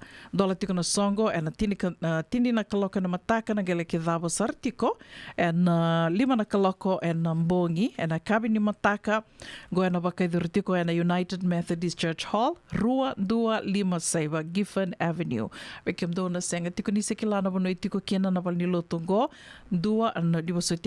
2572150 Giffen Avenue, Santa Rosa. Wakaidhuritiko kina na Sota, na Soli, na Sarameke, na Wakasingelevu talingai wakaruta kitu kina ke na beka tali so erto wakaruta kitu membeletir na ngone ka raunir na laki wakaitabi tiko kina raunir laki lasa tali tunga kina oira na ngone go tiko na tini na kaloko na mataka kina 5 na kaloko e na kavi o yana singa ke the Kaunrabe bongi ni mataka rto wakaidhora talitunga kena non rto sasanga ni komuni lavo na songa ni Bulioti e na Wairiki Holy Cross College.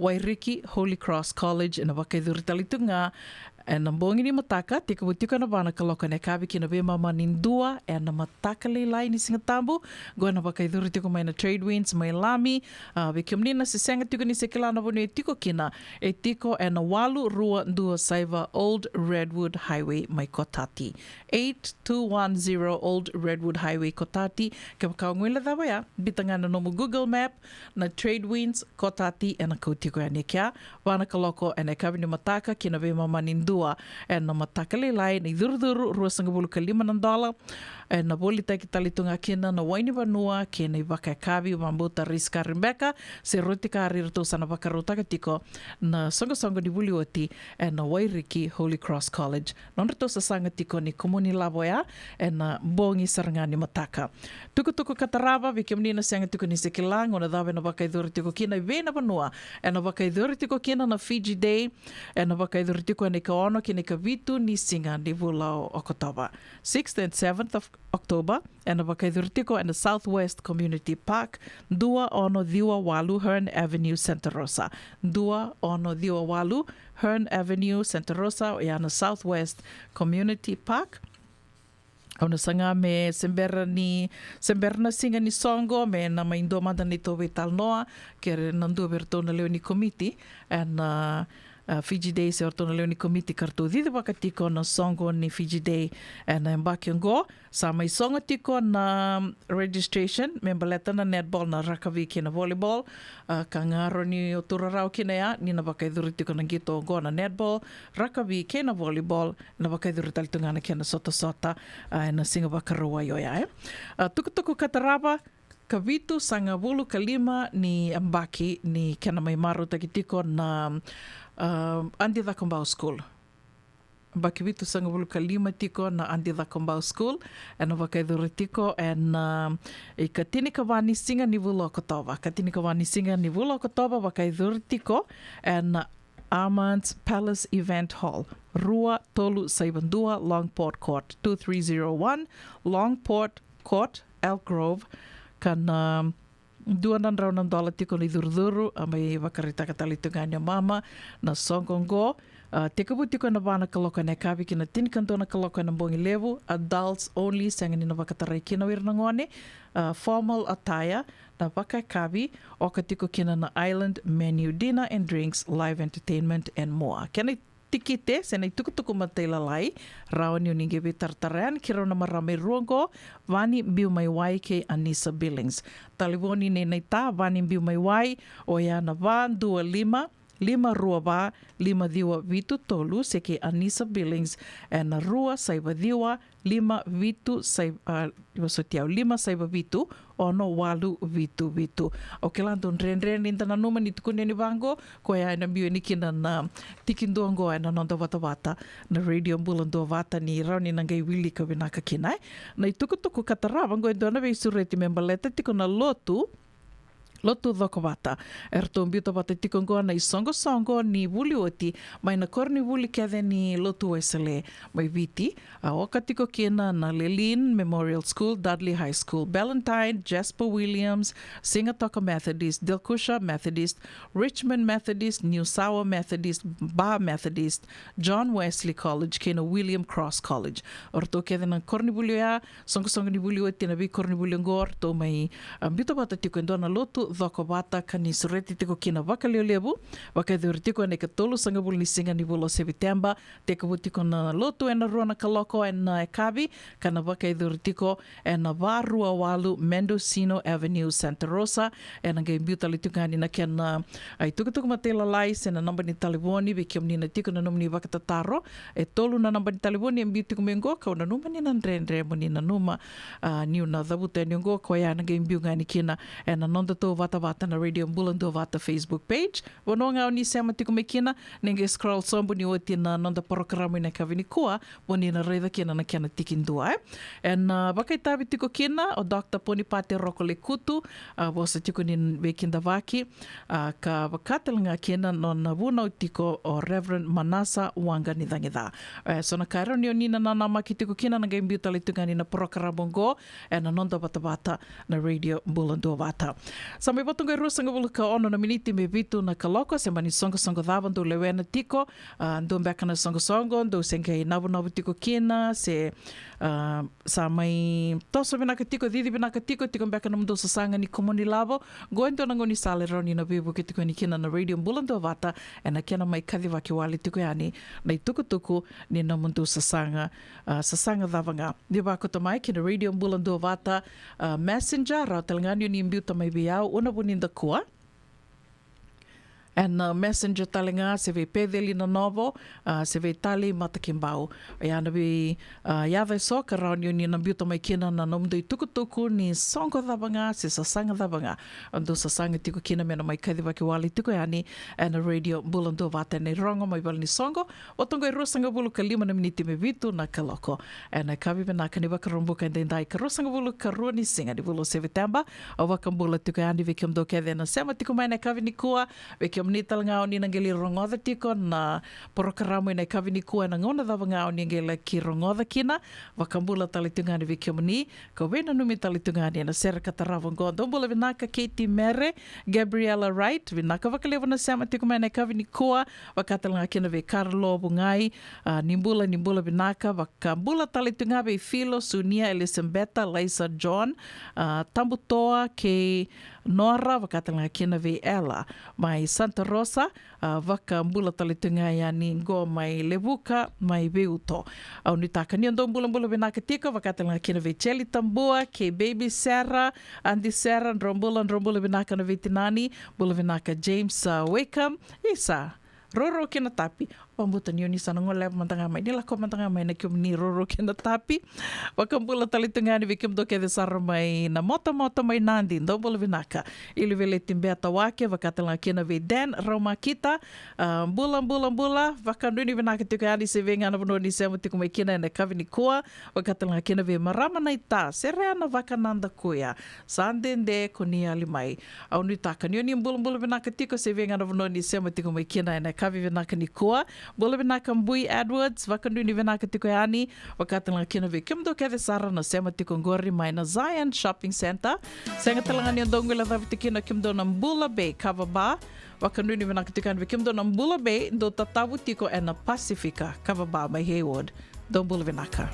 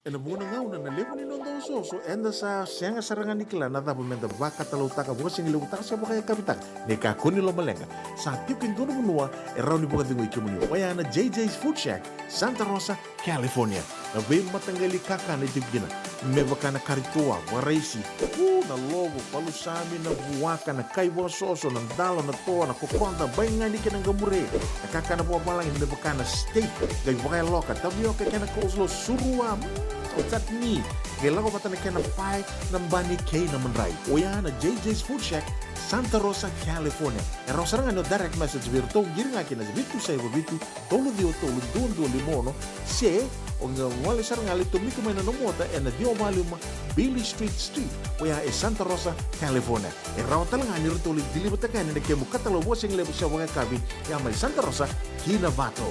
JJ's Food Shack, Santa Rosa, California. Dan rembeka na ngola ni kibalilo tero buku ni oso pakadadaka. Sen drakin-drakin tembeka na tos nimbula, kuo ni lenga sinui gawa-gawa. Nana magi mai kina programu warotaki, mai vera tau na New Methodist Christian Fellowship USA, nongu chisu, nongu benua. Rungo gena bima manione na kabini buku lulu bei Kemando e California, bima mani dua na singilewu ni lotulewu bei Kemando e Viti, and a radio bulan doa wata San Francisco, me kauti kanta wata mai. Doyan Robina kana maraman na ita. Do samba di ba kusa-kusa iwe. Yandra na ita. Kita sili katalaw mande na Orange Lounge. Maleka. Warasan ba di kata-kata pinakasar tu nga toboy, siyang kau.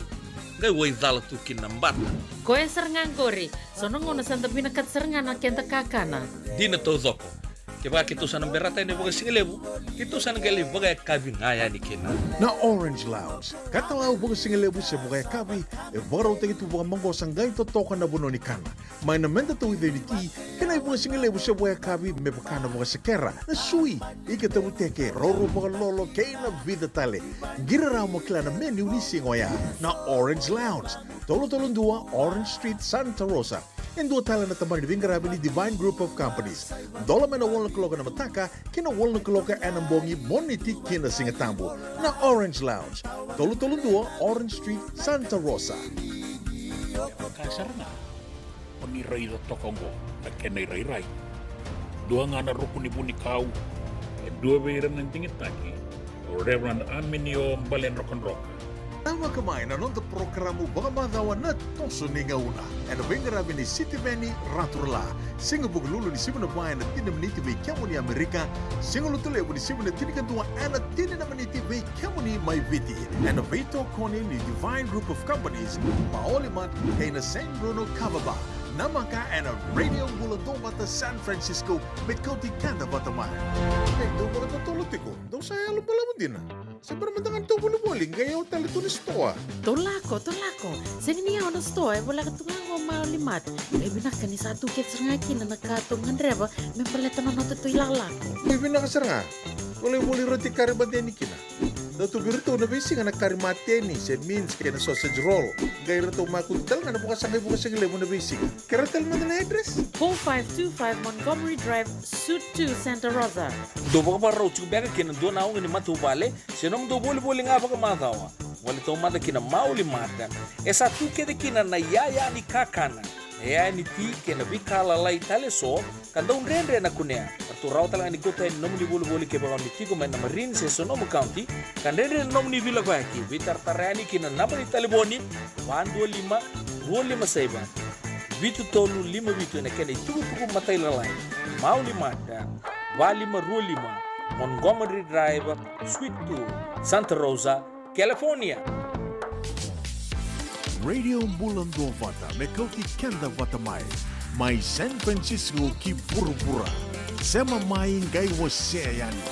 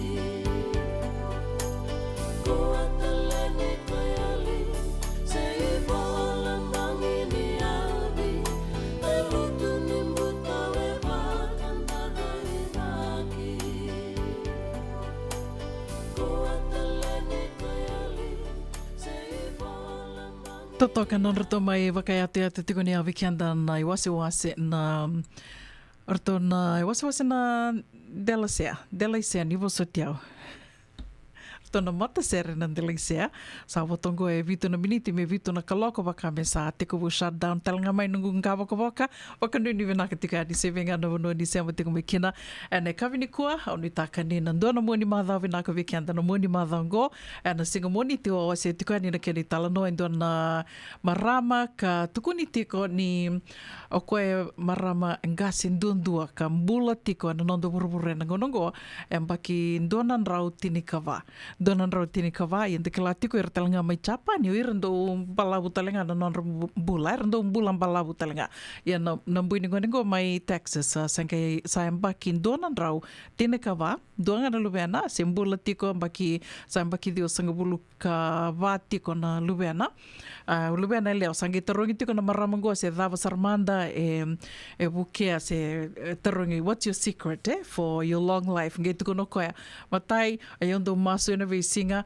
au ndo wili wala tambu na visinga senga ni ndona singa tambu o dalata na nungule lotu iango ni sa senga ni rauni lako sa ndavutunga sa artunga ndo laknga mai artona noni sungu lotu artunga mai lotu ngai vali vikoya oti ange tukono koya senga wakandu ni volio ko ndo na motoka dona vakasama weekendo ya vakavurre vakasama weekendo to no sa va motoka sa raunga tu bontonga na motoka tu sanrewe ani vitali montanga leka na vunoto lako va tu sanrewe ngakina gitu kono koe au senga wakandu ni volia ndono na motoka o koe tombale ngana bibono keve e rawa ni tombale taka e tombale kina ke waka ngai sa yawa sa range ndo bonton basi but otherwise e tombale ngā koe ia otia sange tukono koe na dong garu na talinga ko na kaikania and visinga aro ni na vakabure vaka sama tiko weekend to and moni madango me vakani lebu sartiko na songo to kilanga na songo bono ni kana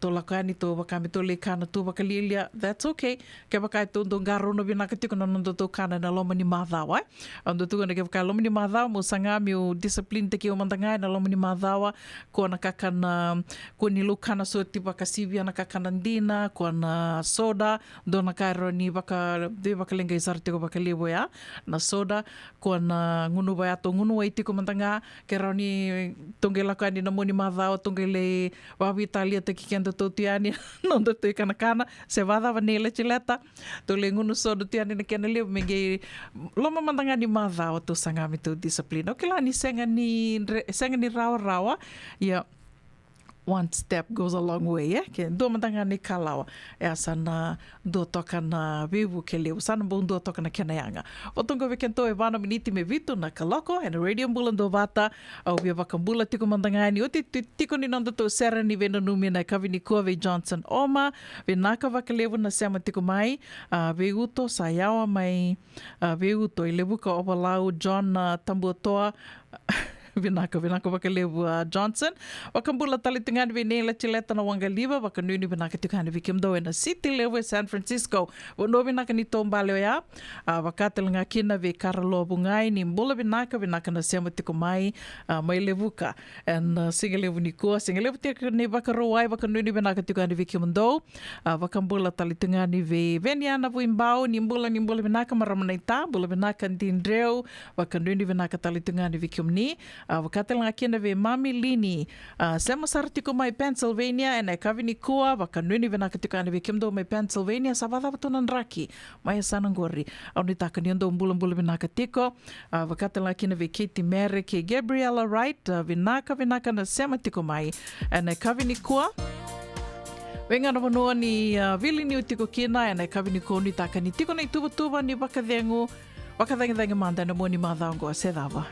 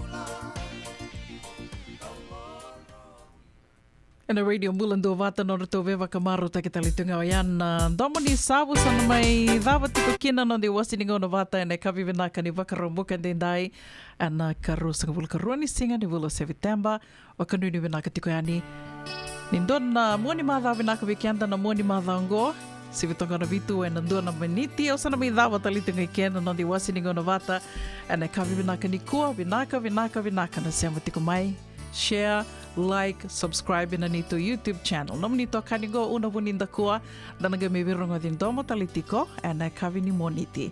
Vedova na gonoya ni te vakadengo tokamanda.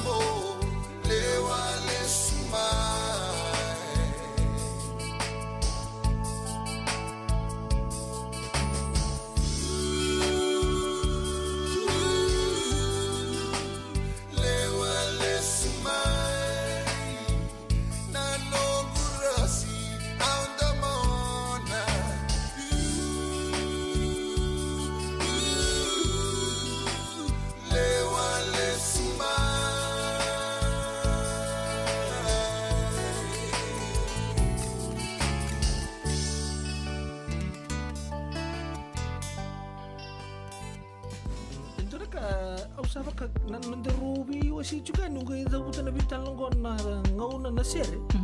Sa dotu lang nga son to. Pakai lala ba suri nunggu ngabo ka boka. Bata pa kani sabo lang dito na dito ka. No bita ni sing lal to to sunan tangka boka. So ba sini naket lal tal ngabo. Ni sambul binaka. Sama mai ka wasea ni na radio bulando mata San Francisco. Darungodi na tulukin na bito na klok na kama ni moniti kina borobuka be kema dawa ya Amerika. Tini kina ruona kaloka na singa levo ni tusi di kina bo Hawaii. May kiamundo wibiti. Radio Bulundo vata San Francisco. Me kauti kanda vata mai.